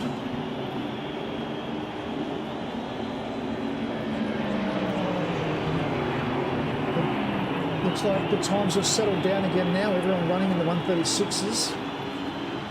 John Wade running with a 5-second margin over Gun 180 and Woody Lizard. And the GT3s after their pit stop strike with Magic Mass is 20 seconds up the road from Cuckoo. And then Captain Parallax in 3rd place with the GT3s. Highlanders making some good inroads again after some early damage. And a few of the guys struggling in the GT3s for sure.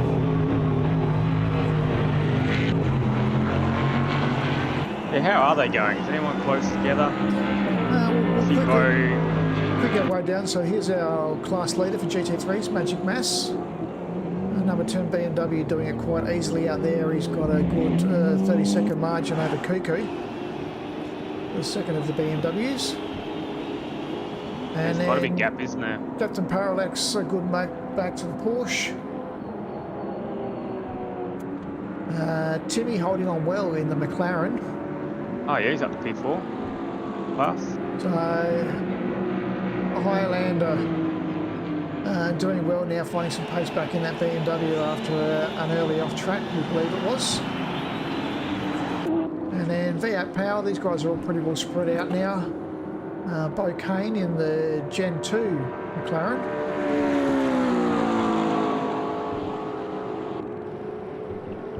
And Commander Sirius in the BMW. Struggling to make any serious pace, but running into 144, so you'll be happy with that.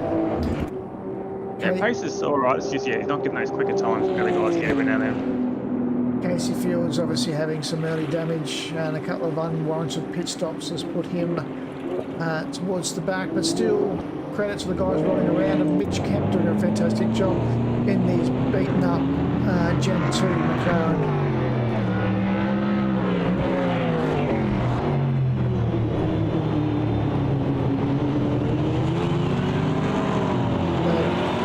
To these guys, great to see that they're still going around, they're giving respect to the other drivers, and they're enjoying themselves out on track, and that's what this is all about.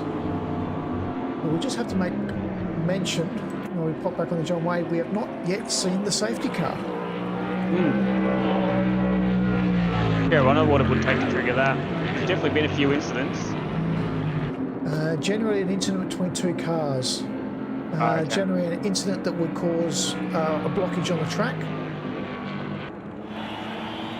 So most of the drivers, while they've been having minor contacts, I think most of the damage has been self-inflicted or run-offs off track. So it hasn't necessarily triggered a yellow flag or a caution. So we've got Crispy Bacon now in the first pit stop for the DPI. And we can see the margin at the moment back. It looks like Slide Science is caught up into the back of Woody Lizard. Yeah, he's been generally quicker each lap, just by a couple of tenths, so it's all adding up. See the difference in the laps there, 2 seconds or so for his slow down entrance into pit lane, which is the difference between the 136 and the 138 for John Wade.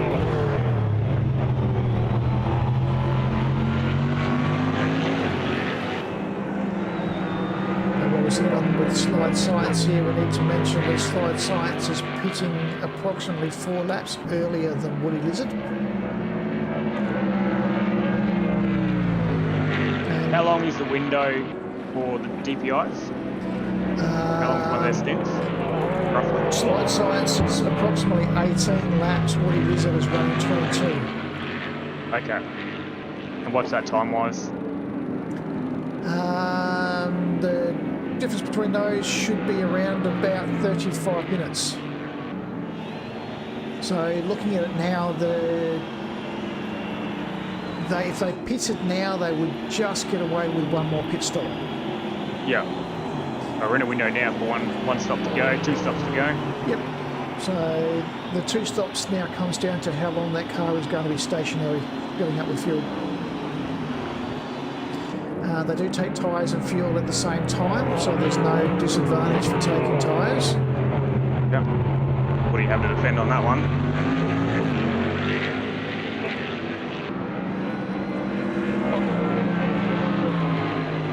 Yeah, Slide put some really good pressure on Woody here at the moment. Again, and now it's rolled reverse, so Slide's now filling up Woody's mirrors. Psychological battle like we were talking about earlier. It's easy to throw the fuel-saving fuel-saving options out of the window when you're in battles like this. A little bit of fender sitting on the outside of the track there. It's easy just to cruise around behind and throttle off and roll onto the brake and roll back onto the accelerator. But when you've got a car in your mirror, you have to be hard on the brakes. You have to be hard back onto the accelerator to try and maintain that margin.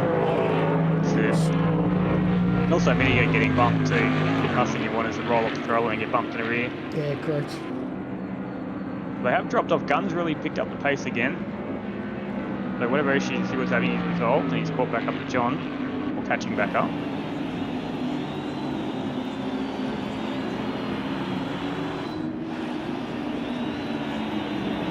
Chevy says go the number 87.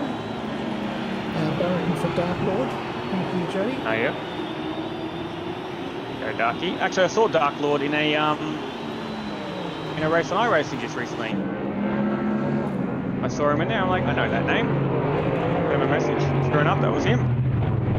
It's so good when you find people out there in a random race online. Yeah, there's a number of guys are transitioning over to iRacing. That's it. Looking down through the field on A, obviously Cirrus, Jimmy 82, Dark Lord, Slide Science, all active iRacing. Yep. Go see right so all the time. David Clark. Yep. We raced in the Bathurst 12 hour together. Came with Aaron Fish, Yep. Aaron Gilbert. We were all together in there, 3 different teams. That was really cool. And exciting news for yourself, mate, moving up into the V8s for the next season. Yeah, that's it, getting back in the V8. So I've done a season before with DSL and obviously the development league. And then we took a break from that to do some other stuff, and now we're getting back into it. A couple of from VGA, so that's, yeah, really exciting. So V8 veterans, and is it the East Coast V8s? That's it. So Tuesdays and Thursday nights you'll be able to catch Illogical Sport on his stream, or the stream for VGA. Yeah, probably on my stream initially, and then maybe on later on I'll switch over to VGA one of the nights. Get the love. No, we started testing. We've got a seasoned veteran who's coaching us now. So yeah, we're really looking forward to that one. Lovely.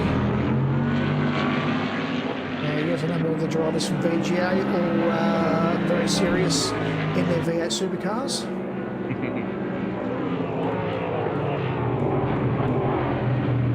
It's a tough car that will slide a bit tight in there. Thought about it, but then realised it got too tight, turned it a bit too hard. It looks like he's getting a bit impatient, like he wants to make the move, just can't find the right spot. And the fact he's not getting the run down the straights definitely means he's running more aero than Woody, like we sort of talked about earlier.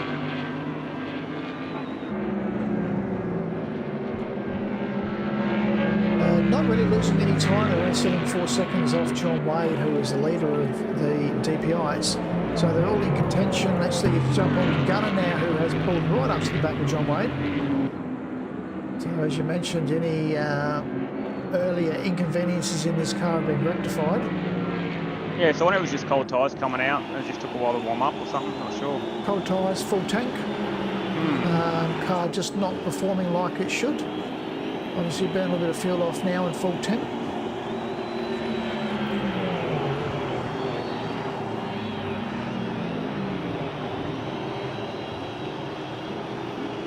Alright, definitely found the pace again.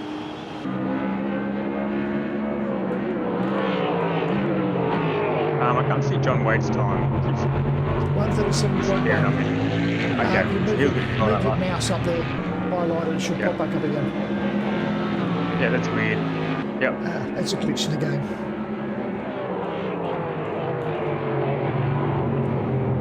Back to 18 cars now, so we've had another disconnect.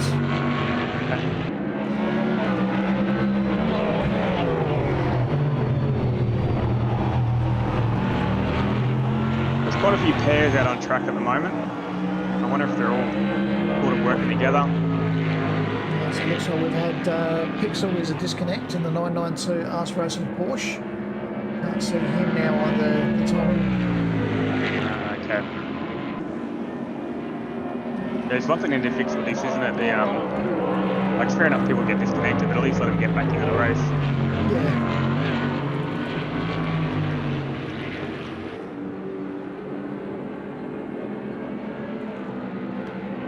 GT3s all look pretty well spread out. No one's really putting pressure on anyone at the moment. No, there's a couple of groups rolling around, but I think they're just taking advantage. There is a overtake happening down the back straight. Yep. Oh! Big shunt into the back there. That's pit lane wall, and that one hurts. That's a big one. It needs to get moving. Got that going.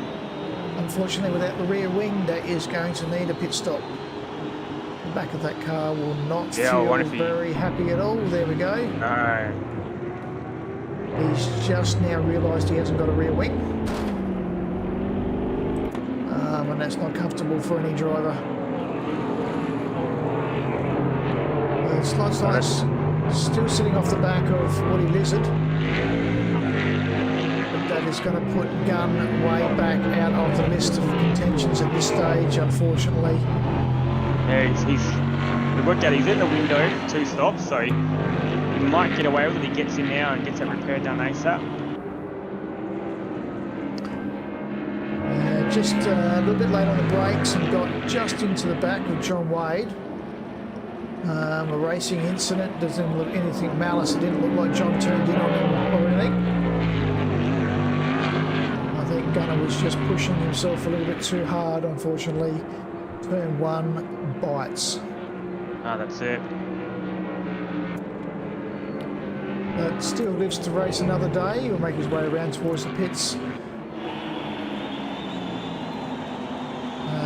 And Slight Science must be getting close towards his pit stop now too, I'd say. He can't be too many laps away before he dives infield.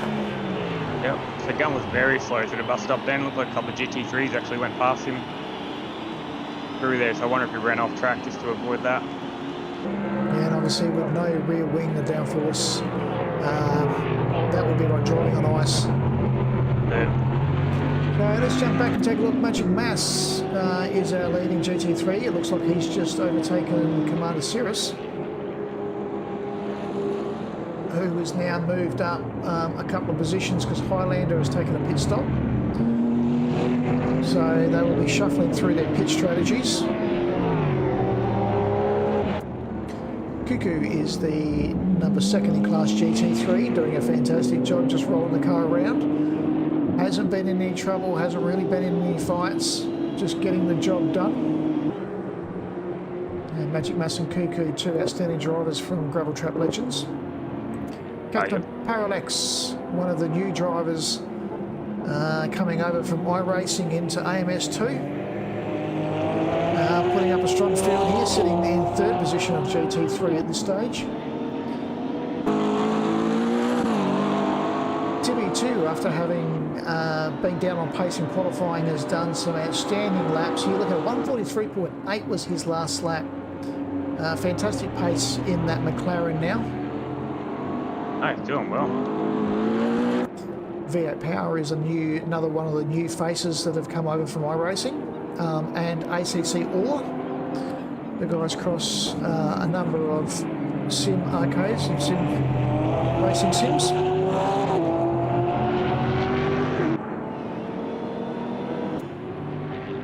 And Commander Cirrus at 146.3 would not be happy with himself losing some pace there. He's obviously been fighting with some lap traffic. The damage you see on the front of that car is old damage. The car was repaired during the pit stop, but obviously the graphics of the game haven't kept up. O'Kane and the other of the McLarens doing a fantastic job. Actually, this is one of the Gen 2 McLarens, so they are naturally off pace to start with. Highlanders outside of pit strategy here, but a 143.9, still ultra pace in that BMW. And Casey Field rolling around. Unfortunately, we have lost Mitch Kemp. Okay. Hopefully Mitch has had an enjoyable night with the car. So Woody and the slider in the pits. It's very early for Woody. Whether Woody's now determined that he's got one more pit stop to do and he's just... And then slides... I think he would try and roll maybe? it to the end so that he would, have less fuel on the last stop. So I'm curious about that one. Well, let's follow Slide Science. The Slide would have been behind Woody when Woody came into the pits. So... I suppose Woody would still get the same advantage.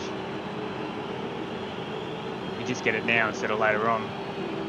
And don't forget, Woody's going to get an advantage here over fuel because Woody stays out 3 laps.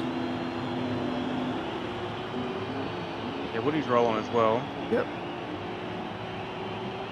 It didn't seem like that much of an advantage there. Not much of an advantage. No. That's obviously a strategy for Woody.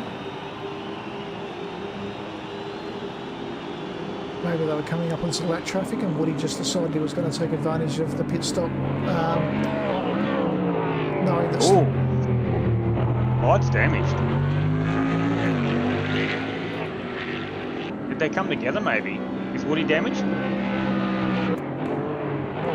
No, he's clean. But Woody would have damage on the back of the car, so... Unless they did have a little bit of a contact through the bus stop. Yeah, maybe. I guess we'll get to see in a couple of laps. And again, that may just be the electronic glitch of the game. It doesn't necessarily look like there's any serious damage to the front of that car. It could just be tyre wear, the tyre and rubber that builds up on the front of these cars. Yeah, because the whole car looks damaged today, so I dare say that's a glitch. Glitch, that one. Yep. So John Wade leading at the moment over Kiz. John Wade yet still to stop. Gunner's been through, repaired his car. He'll be keen to make amends. But he's actually in front of Woody.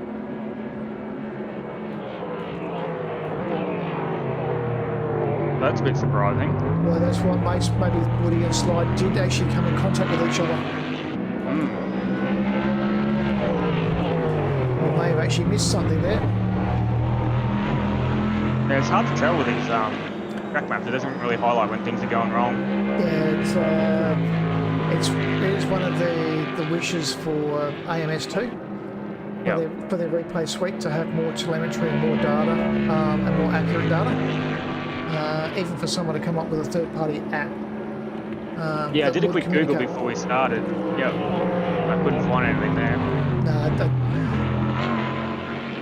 Unfortunately, it doesn't appear to be anything in that space. Yeah, because Gun's right on the back of Kiz.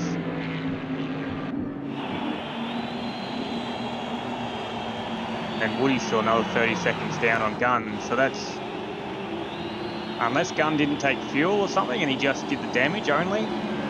But he lost that time. He should be behind. Yeah, so, yeah, something very bizarre happened. Woody and Slide, both of them had 3-minute laps. A pit stop should be around about 2:20. Yeah. So both of them are missing close to a second. That's close to a minute. Yeah.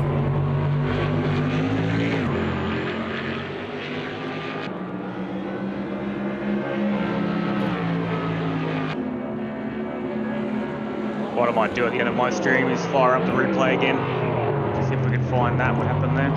Yep, lap 56-ish, 56, 57. So Gun trying hard now. Kiz is doing an offensive line. Does not want to let Gunner through.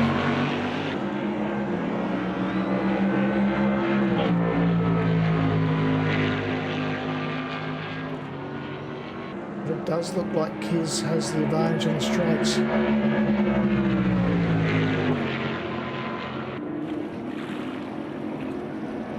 With a big dive down the inside. Diver. Pull it off. Showing the mirrors. Had to pull it up to get the car to turn. No, that's it. He definitely went wide on entry to give him the room, but...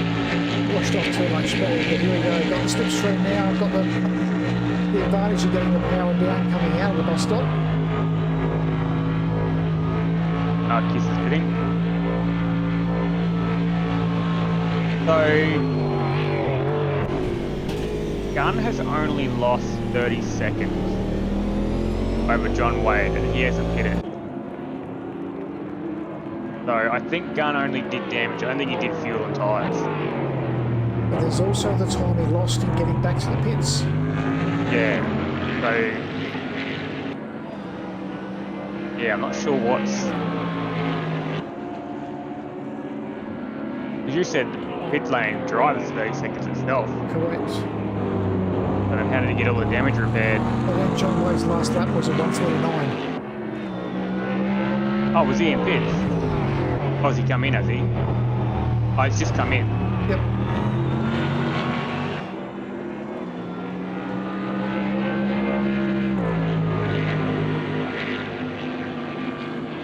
No. He's just coming out. I'm thinking John Wade's also had an issue because that's 12-second drop off of pace. Or 13-14-second drop off of pace. Now John Wade. Yeah, so John Wade has done a pit stop. Yeah. But that was his out lap, that one. So he's just come around turn 1. Yep. So that's the 30-second difference is the time it took him to get back around and do repairs.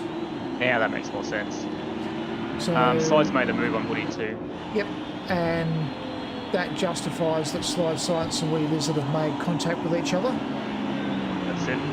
Because after the round of pit stops, they are a full 1 minute off the back of John Wade. Yep. And they were like 4-5 seconds behind him. Yeah, that's unfortunate. They were, like, all 4 of them were right there challenging for the lead, weren't they? But we've seen how easy it is to rotate these cars and have an issue. We've just seen the sun start to rise and the fog start to roll across the track. Yeah, I thought I was seeing something. Track conditions will change yet again. And the guys will have to be conscious of their braking points. Have to be conscious of getting the power back down again. The cars will feel a little spongy. As you can see, a little bit of fog rolling in on the lower sections of track.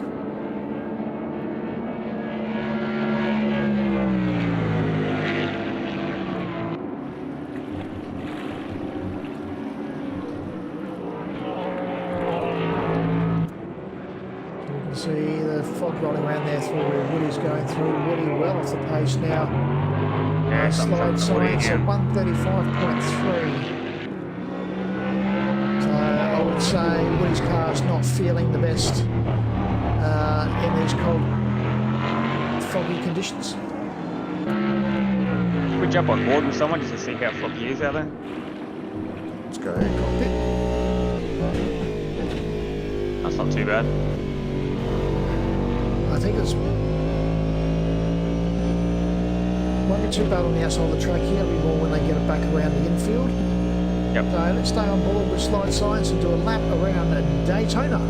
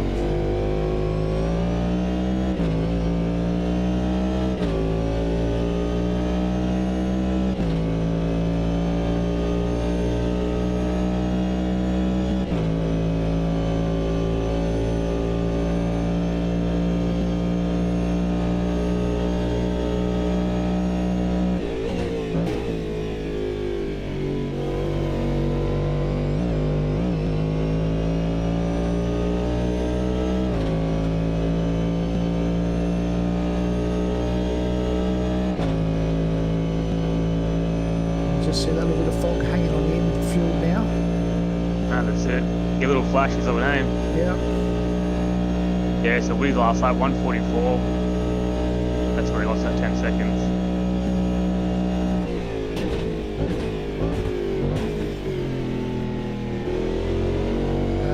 Gun making exceptional time, 135 flat with Slide Science at 134.9. Clearly faster than John Wade at this stage.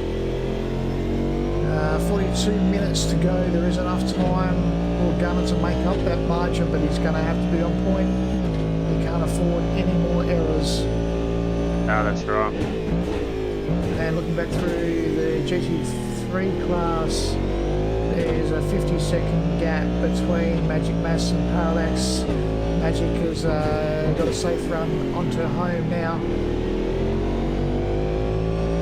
And it looks like, just take a look how far Timmy is back. So Parallax actually sitting second at the moment as the fog starts to really roll in. So there's only 10 seconds or so between second and third place in the GT3 class, but they do have a round of pit stops to go. Yeah, I think Cuckoo is effectively second, but he's sitting back in fifth at the moment, so the three in front of him haven't hit a pit. Yep. And then Cirrus is still struggling with pace with a 146 on his last lap. That BMW should come back to life once things start to warm up a little bit. Yep. Highlander still on pace, but he's obviously completed his last pit stop.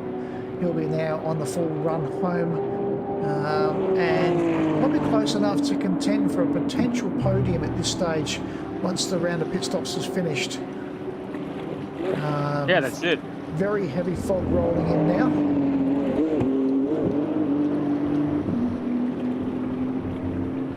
It looks like a bit of a horror show out there at the moment.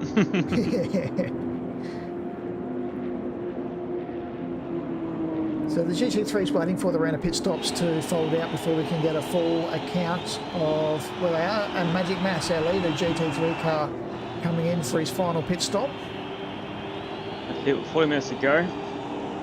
He's got plenty of time up the sleeve, that's for sure. So he'll be pretty comfortable to the end. But we have known guys to take a gamble on how much fuel they need to carry. Very true, yep. We've seen guys lead the race right through to the final lap where the car has run out of fuel before the start-finish line. Won't mention who that was, Darky, but... Doing a champion, as we call it here in NZCRL. So we can see what we'll be watching this. Gunner's closed up another 5 seconds or so. Now only 24 seconds off the back of John Wade, and still a second and a half a lap faster at this stage. I wonder if John's just been encountering a lot of traffic, or if he's got a bit of damage he's nursing around now. Or... could just be playing it safe because he does have that buffer. He doesn't have to stress too much with 40 minutes to go. Cruising now. Let's jump on board with Parallax. He's now currently the leading GT3 car on track, abiding their pit stops.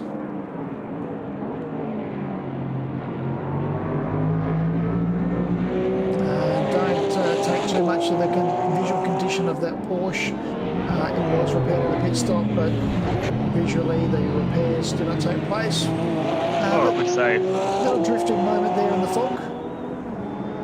But Captain Parallax does do the rally cross as well. So there you go, he's sorted. Yeah, not out of sync for him. But our leading GT3 car, with after pit stops considered, is Magic Mass, and he is the organiser of the rally division for Gravel Trap Legends.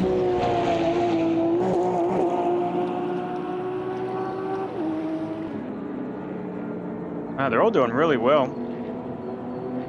Yes, we've got to make a V8 power now in the pits, but after almost 2 hours of racing, we have not seen the safety car. And we did start with 21 cars on track, so a great credit to all of the drivers. Outstanding effort from everyone, considering how chaotic it can be with multi-class racing.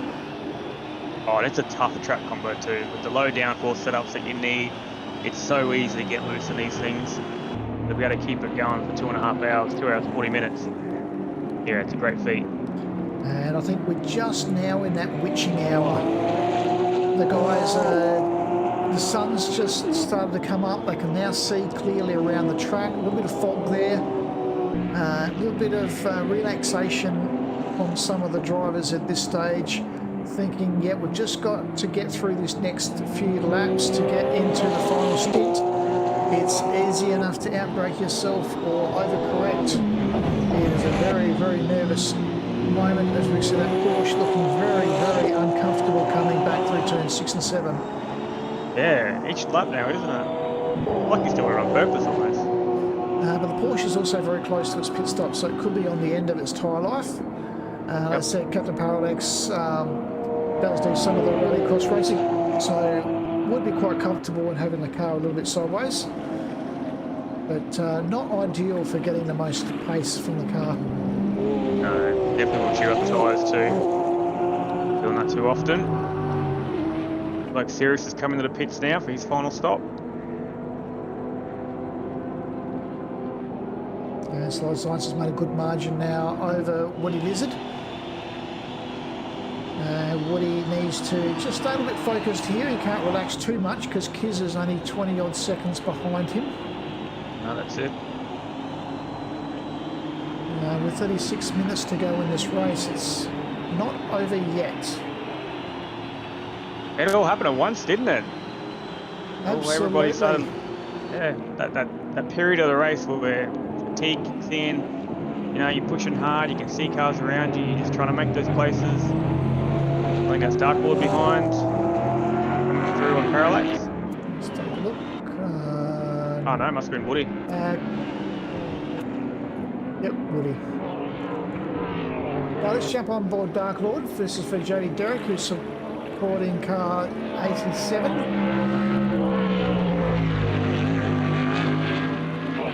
Currently in P7 in a 21 cars at the moment, so he's doing well. And we've also lost Stu. I see Dark Lord is now the last of the DPI cars. Yep.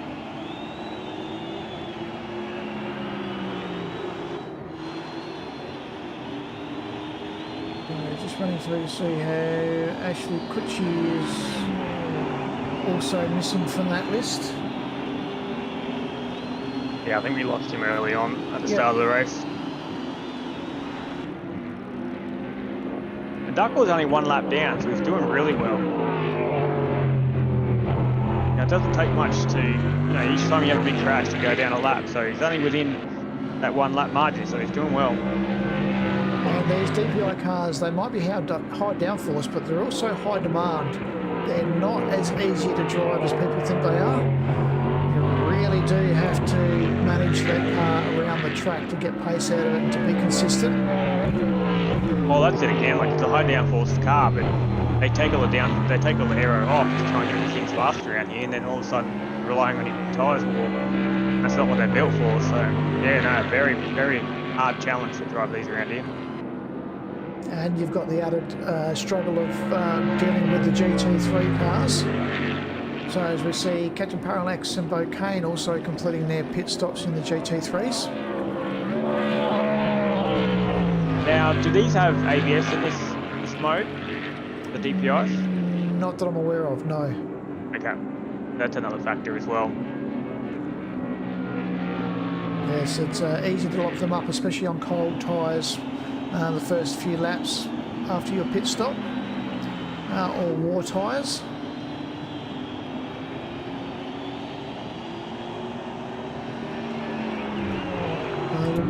Roll our way up through the DPI cars while there's not much happening around the track. We see Captain Crispy Bacon now. Little lock up there. He's going to have to contend with a little bit of traffic in front of him. Well, the cars are fairly well spread out. A very clean car though, so he's definitely, doing the right things. And rolling around in the 137s, and Dark Lord was a 136.0 the last lap, so nothing to sneeze about in the pace of these guys.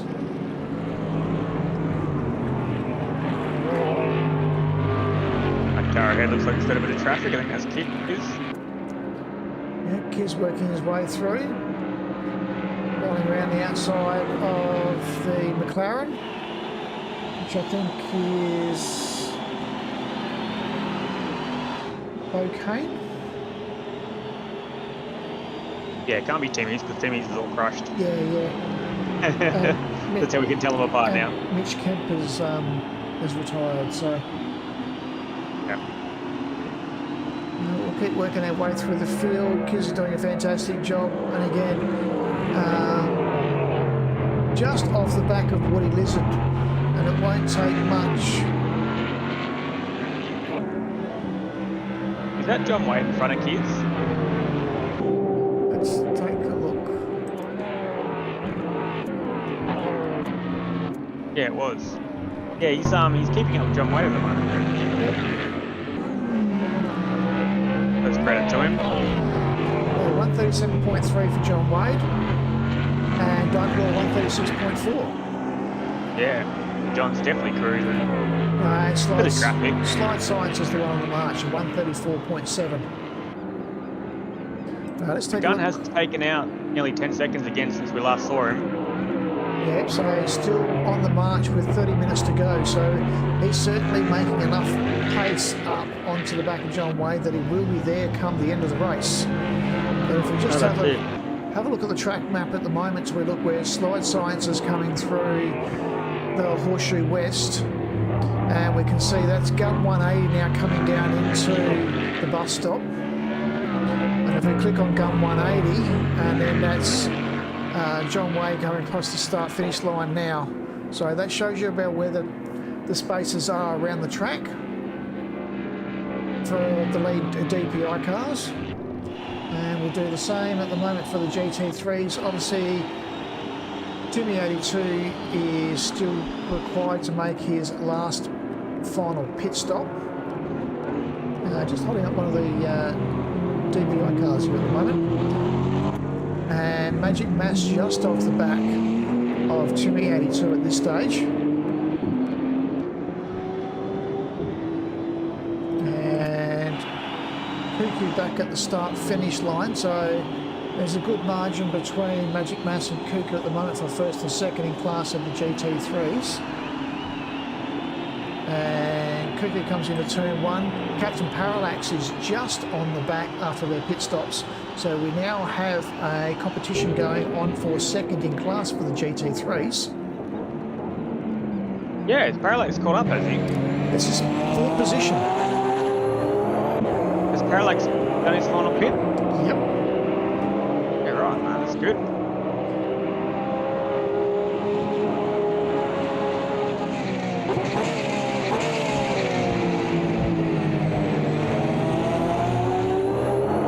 Really enjoying the audio in this game. Actually, it's really good, very dynamic.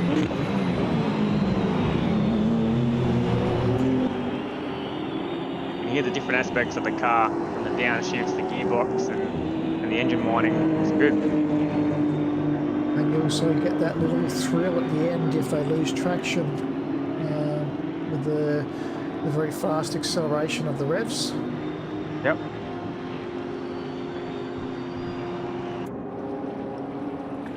On the roof you can see that's the margin from second and third in GT3 class after nearly 2 hours of racing. That's a credit to these guys. Yeah, how good. And Highlander sitting up in fourth in the GT3 class.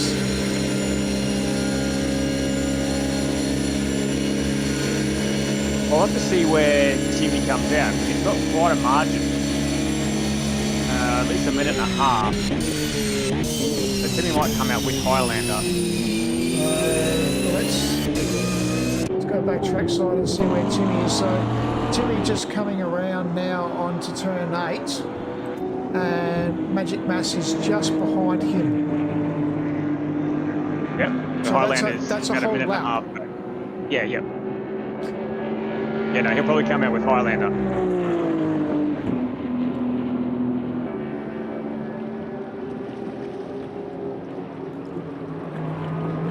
The battle for fourth looks like it'll be between Timmy and Highlander, and the battle for second is between Cuckoo and Parallax. Well, at the moment, Timmy's in front of Magic Mass, Yeah, but he still needs to pit, yeah. but his pit stop should only be about 90 seconds. So Yep, about a minute and a half. and he's heading into the pits now. So But where's Highlander on track? Highlander's right in that window. There you go. Yep, so they should be coming out. So he should be coming past pit lane exit. There won't be a full stop. He's only got half an hour left of the race, so it should be a shorter stop than the most. And there's a big gap to Parallax and Cuckoo. So Magic Mass has comfortably got this set. Obviously he's got to get all the way. He's now going to have a good 40-second margin over Cuckoo. And Captain Parallax is now going to put the pressure on the back of Cuckoo for the last 27 minutes. It's going to come down to... Is Timmy out of pits? Timmy is on the move now, Yep. and Highlander is... Yeah, still start finish line. Oh, what's happened? Highlander's had a disconnect by the looks of that. Came to a gentle stop. No, he come through a click through. So he was sliding through the grass. Oh, was he? Yep. So that unfortunately looks like a wheel issue or a brake issue. Unfortunately for Highlander. So that moves Timmy definitely up into 4th place. So not too far off Parallax and Cuckoo. you can see the 2 red dots with the white spots in them. That is Parallax and Cuckoo.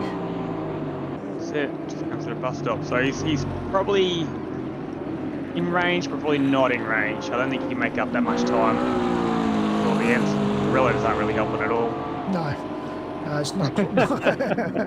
Yeah, we take that with a grain of salt. But the track map and the dots give us a clear indication where they are running around the track. And V8 power should be coming back onto the back straight now. Is that Highlander stopped again? Stationary. That's Highlander still. That's still Highlander, yep. So yes, obviously that's a wheel disconnect or something because the car's still on track. He hasn't disconnected internet-wise, unfortunately. Yeah, that's bizarre. That kind of happened with actually Cucci too, though. He stopped on track and just stopped there. Yeah. So I'll be curious to know if that's what's happened again. But here we are, the battle for 2nd place in the GT3 class. And Gunner. What happened to Gunner? Yeah. While all that action was going on, I'm wondering if Gunner had to do a pit stop. He's pitted. I reckon he came in to get his fuel, but he didn't get before. So that's how he had the advantage over the other guys. He just came in and did damage only, and now he's coming to get his fuel. So he's on the hunt of Woody Lizard. We can see the red dot with the white spot up in front. That's it. So yeah, Woody's really dropped off slide as well. And his pace is not too bad though. He's back to the 135s. Yeah, it was only 10 seconds off him before. Now he's, what's that, nearly 25 seconds, 20 seconds. We thank everybody for watching the stream this evening. Thank you very much for supporting it. You're watching ANZ CRL's Daytona 2.4 on Auto and Ballista 2. ANZ CRL running league racing in Auto and Ballista 2, and they run joint league races in Auto and Ballista 2 with Gravel Trap Legends. If you like what you see and you want to get involved, then find the guys on Facebook, ANZ CRL, or look them up on Discord. Also look up the guys from Gravel Trap Legends. It doesn't take much to get involved in sim racing these days. A second-hand wheel and a basic set of pedals, a basic PC, and download your game from Steam. It's a great way to relax after a hard day at work. Unwind and switch off. Oh, gun's very deep there. He's pushing hard. He's trying to catch Woody. Yeah, if we jump on board here, then we'll see that he can probably see Woody now up in the distance. So he's got that red carrot up there that he's on the hunt for.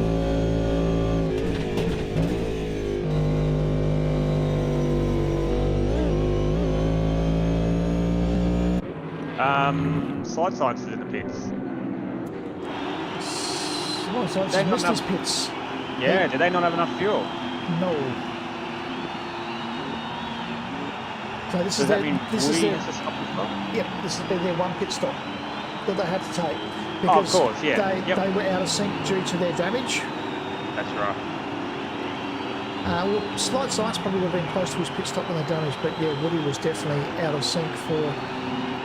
So Woody now slides up into 2nd position, and it comes down to how much fuel does Woody need to take in his final pit stop, and that will put Gunn back up into 2nd position. And John Wade will also have to take his mandatory pit stop. So Woody's gained over slide again with his fuel economy. At least one lap. And Woody back up into the 135.7, so he's no slouch at the moment, lapping at the same time as Gun 180. There goes John Wade in front of slide. We did see slide was up into the 134s with a low tank of fuel, so A little bit extra weight in the car now, maybe some fresh tyres. The car will just feel a little bit different for the first 2 laps. He needs to be a little bit conscious here, not do anything stupid. That's right, he's looking at the podium here now, isn't he? Keep it all together. So all things said and done, he would be sitting in 3rd position once Woody and John Wade complete their pit stops. Yeah, because he had a fair margin over Woody, didn't he? Yeah, good 20 seconds. But again, if that all plays on your mind, you push yourself to try and maintain those margins. Oh, and very deep in there behind John. Again, if he makes contact with Dark Lord here, or just John Wade. John Wade? Yeah, John Wade. Yep. Woody in the pits now. So Slide just needs to be conscious. We've seen Gunner outbrake himself and catch the back of John Wade and cause himself 30 seconds worth of damage. Yeah, last thing you want to do is take out the leader, that's for sure, especially when you're a lap down. But John Wade has been taking much slower laps, so maybe his cruising pace has caught Slide out a bit when Slide is on the hunt. See the front splitter of that car really digging down into the bitumen and hard on the brakes. Where did John go? He's behind him. What happened there?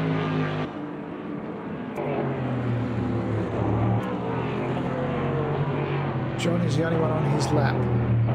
Yeah, but he was in front of Slide. Yeah, so going into T1. I reckon coming through there he's gone wide. Yeah, I didn't see that.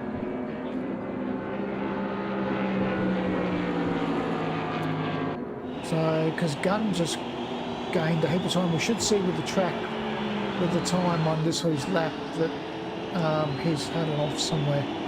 Yeah. Because Slight Science has gained a good 3 or 4 seconds on him.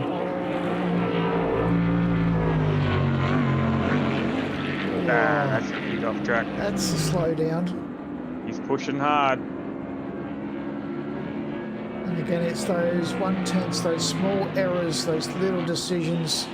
Overdriving the car can really be cost effective at this stage of the race. Obviously, yeah, that's it. Looks like Keys is on the back of the Woody. Does Keys need to pit again? I didn't see Keys coming into pits now. Ah, yep. And John's in as well. So this will set up the DPIs for their final run home with 18 minutes to go in this race of a 2.4-hour race around Daytona. We've seen it all except for the safety car. That's it. Checking that out, that has remained stationary. He's off for a coffee. He's probably actually fallen asleep there. A little bit disappointed. I was going to wake him up. Yeah, a little bit disappointed he couldn't get the Chevy out for a run around. But let's see where Gunn is. Gunn is coming around now, and John Wade is on the move. He's rolling.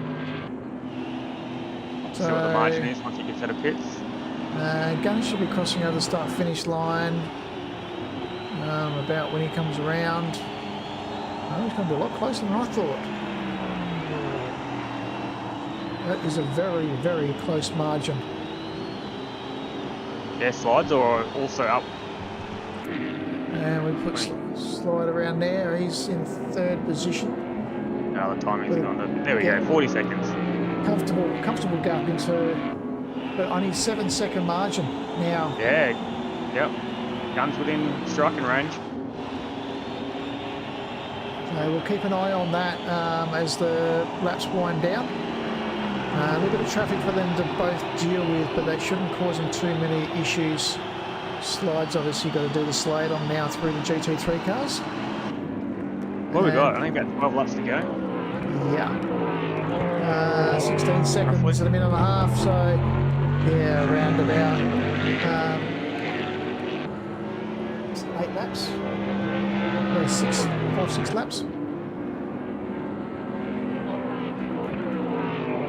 yeah, John Wade's last lap was a 150, so definitely had some issues there. Well, in lap.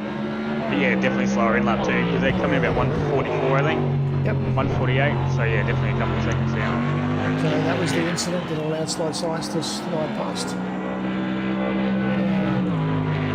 I think the GT3, someone's off at the bus stop. 15 cars now. Casey Field not having a good day. 15 cars now on track. So we've lost another car by the looks of that. That'd be Highlander when he dropped out. Yep. So rolling back through, Commander Cirrus, Bo Kane. Beautiful looking McLaren there, nice and neat and clean. Great job. V8 Power also, Porsche looking fantastic, almost like it's just started the race.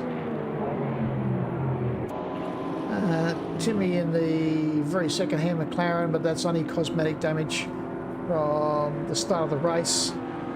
Still outstanding pace of 143 flat was his last lap. Yes, the parallel's got Cuckoo. But the battle's on there for second. Oh no, he's dropped. Cuckoo way off the pace here. Wait, what's happened here? Cuckoo sitting off the back of Parallax now, just waiting for Woody to pass through. Where's Parallax? Just in front, that's the Porsche.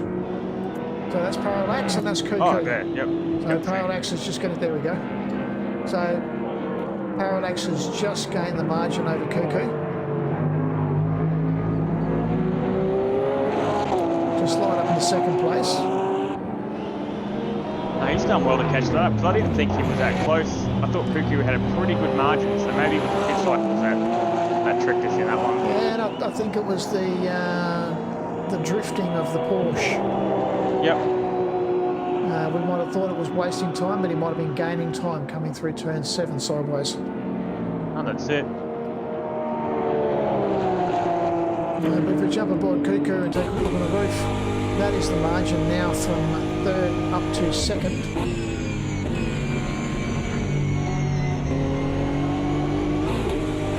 Well, that's going to be close to a slowdown. Yeah. Didn't look like there was much rubber hanging on to that concrete ripple on the inside. But again, the BMW looking quite clean and tidy there.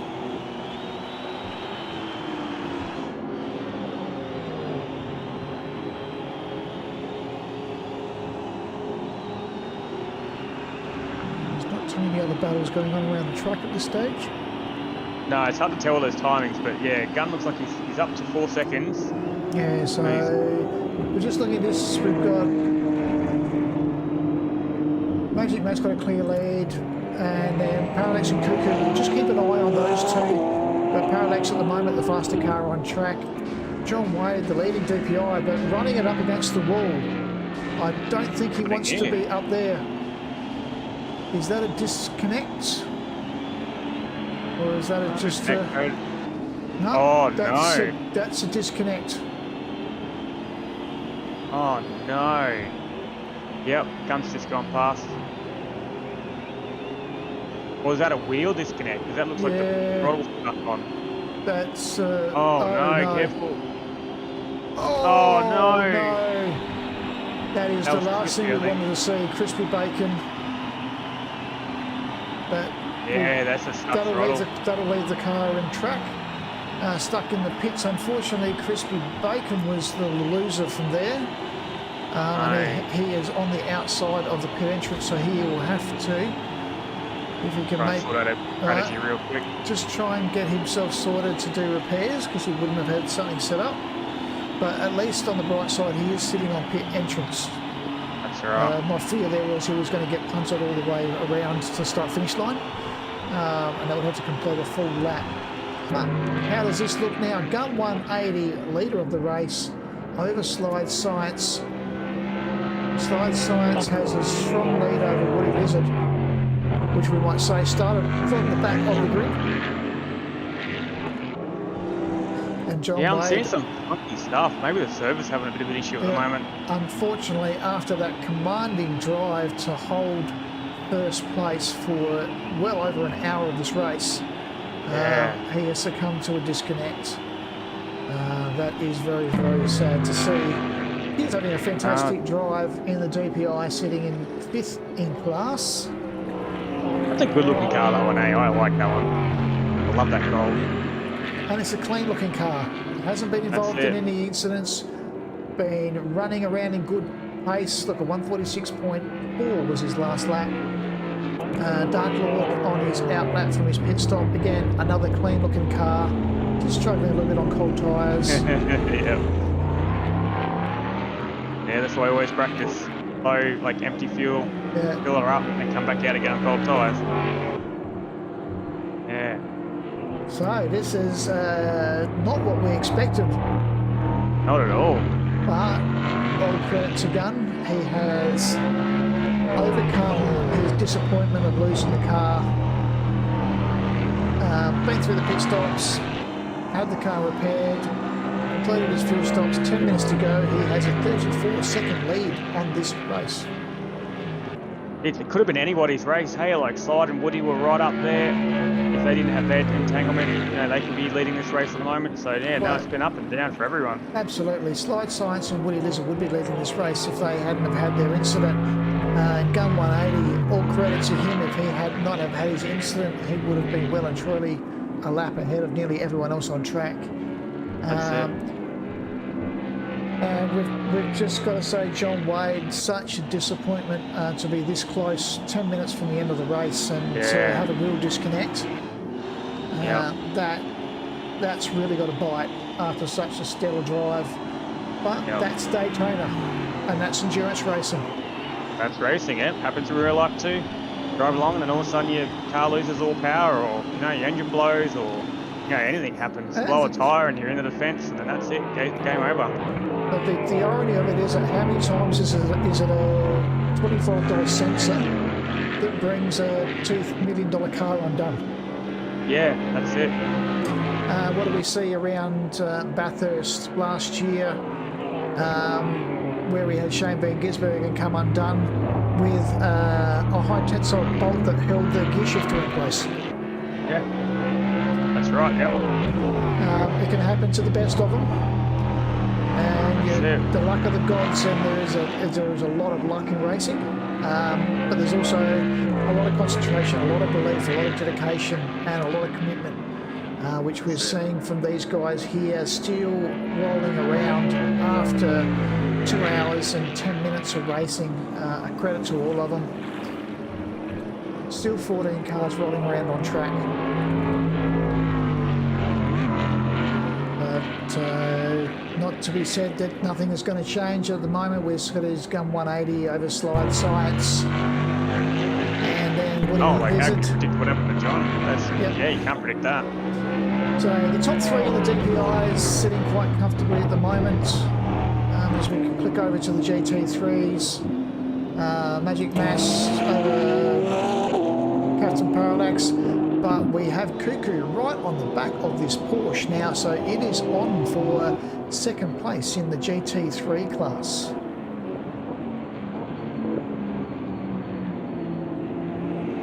Cuckoo just outbrakes himself a little bit there. Just got to resettle and focus. 7 minutes to go. Margin less than 1 second, so we will have a bit of a slipstream here. Oh, that's good. It's good to see a battle at the end of the race.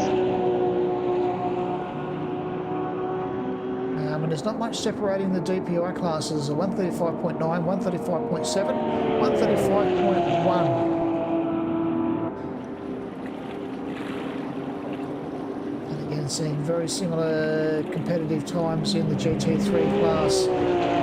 Magic Mass just running around in 144s at the moment. But Captain Parallax and Cuckoo in a 143s, very competitive as they challenge each other for the second and third place on podium. A 40-second margin to the leader. Magic Mass has pretty much got this one in the bag for the GT3 class. It's going to be a good battle for... oh, I thought I lost gun name. I just realised that disappeared. Yeah, it would have been a good battle between Gunn and John at the end there. That's unfortunate for John to jump out like that. And he has dropped out of the order too. He's not on standings anymore. We've just seen Kuku outbrake himself again there. He's not liking turn 3. So I wonder if that's the brake damage model in this game. Maybe. I think it's just maybe that he's just missing his brake marker, because it's twice now that he's gone deep into turn 3. And it's very difficult to hit that brake marker, as you know, coming through the S's there into the international horseshoe. Yeah, it's not a definitive mark there, is it? Bit of a guess. And if you are trying to gain those 1 or 2 tenths in there and trying to outbrake your competitor in front of you, it's easy to outbrake yourself. No, that's it.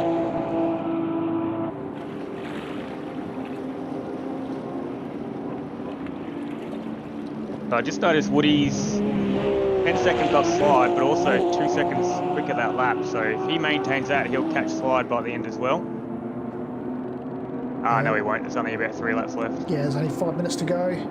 So it'll be time plus 1 lap. Yeah. What's that, about 3, 4 laps? About 3 to 4 laps. Yep. So we'll keep an eye on this battle at the moment, and we'll just monitor the times between Woody and Slide. Because I think Slide could be dealing with a little bit of traffic at the moment, which is why his times may be down a little bit. Yep. Kuku's definitely right there, eh? He's, And this time he needs to much better braking line into the international horseshoe. Yeah. It's right on the back of Kuku. Let's jump on his roof. See whether I just noticed Magic did a 42.5. Is that the quickest lap we've seen for a GT3? Yes, Magic has done a couple of 42s, but that 42.5 would definitely be the fastest lap of the race that I've seen. There you go. So he's not giving up. He's still pushing hard. Same parallax eyes, a little bit loose on the Porsche coming through turn 6 and 7 back onto the back straight. Works for him though, doesn't it? Look at the run he got out of there. And that's the sneaky little thing about the Porsche, but look at the slipstream advantage here, closing that gap up now. Yeah, BMW's always got a really quick top speed home. That's 0.3 of a second he gained through there. Yep.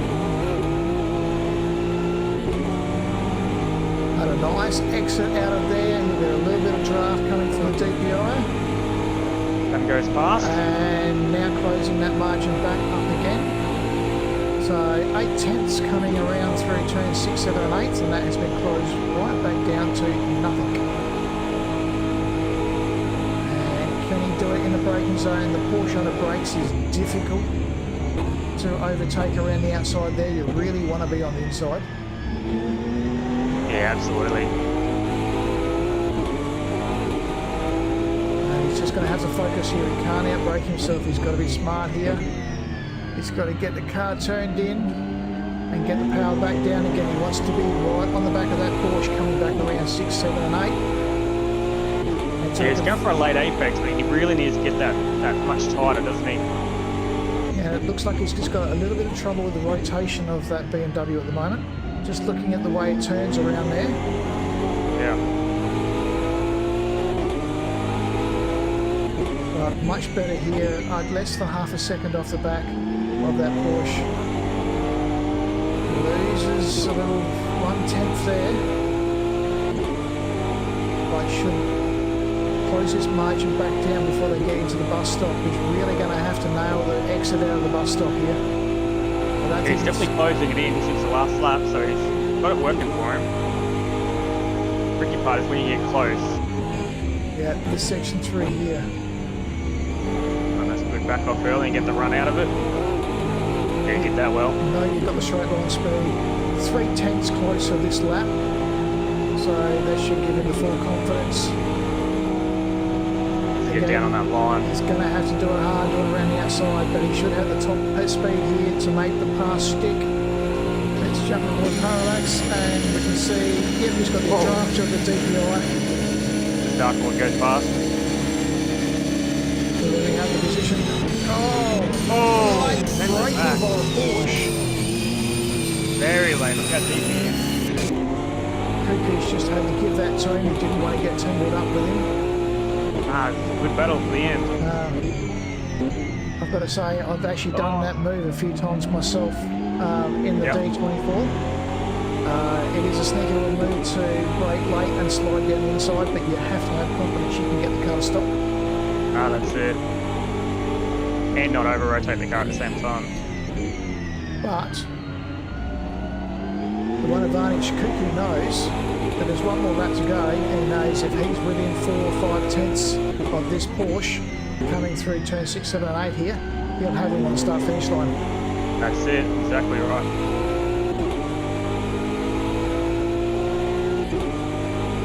He's 1 second off the back here. He's not going to get a lot of draft out of here, but he does have the advantage of the top speed. But he'll close back up within that 1 second. So here he goes.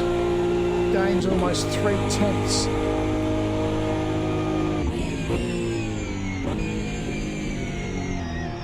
Oh no. And that is not what we wanted to see. Still going. Just got loose on the entry. That's pushing too hard. Yeah. That's what happens at the end of the race. Race is done. Complete. So Captain Parallax crosses the line. I thought it was one to go. I thought there was going to be one to go too, but we weren't watching. Yeah.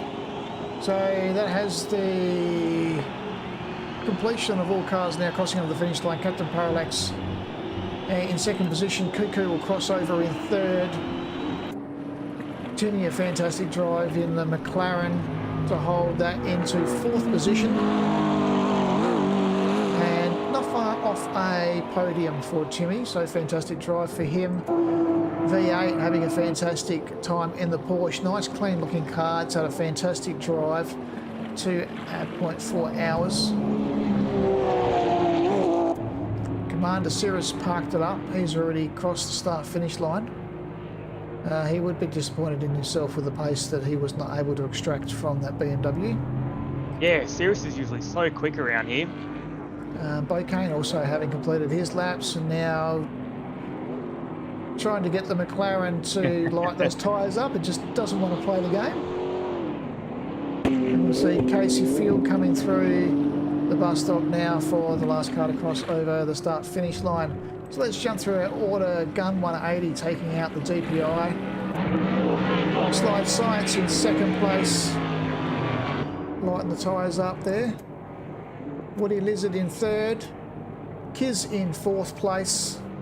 Crispy Bacon in fifth. Dark Lord in sixth. And Job done. there we have it. Running down through the order.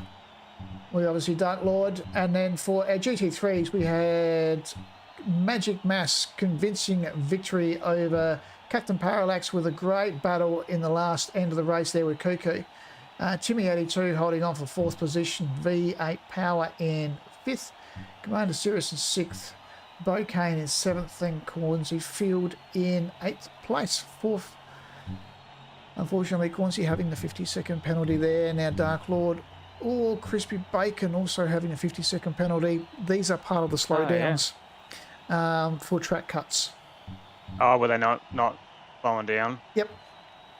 So everyone asked about the penalties earlier on. Yep. There could be pit lane speeding penalties. There could be track cut penalties.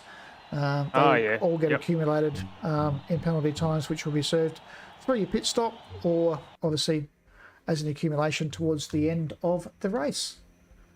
No worries, everybody. Thank you very much for watching. You've been watching the ANZ CRL 24 Hours of Daytona. Your commentators have been Tim Lawson, and with me has been... Me, John. Yay, there he is. John Philiological It's that Sports. time of night. It is. Hard for the drivers, but it's hard for us as well. All right, thank you very much. We'll just pass over to our closing screen now. I hope you all enjoyed the stream. It's been fantastic bringing it to you. The guys have had an awesome night on track. And with that, we are going to end the broadcast. Thank you very much.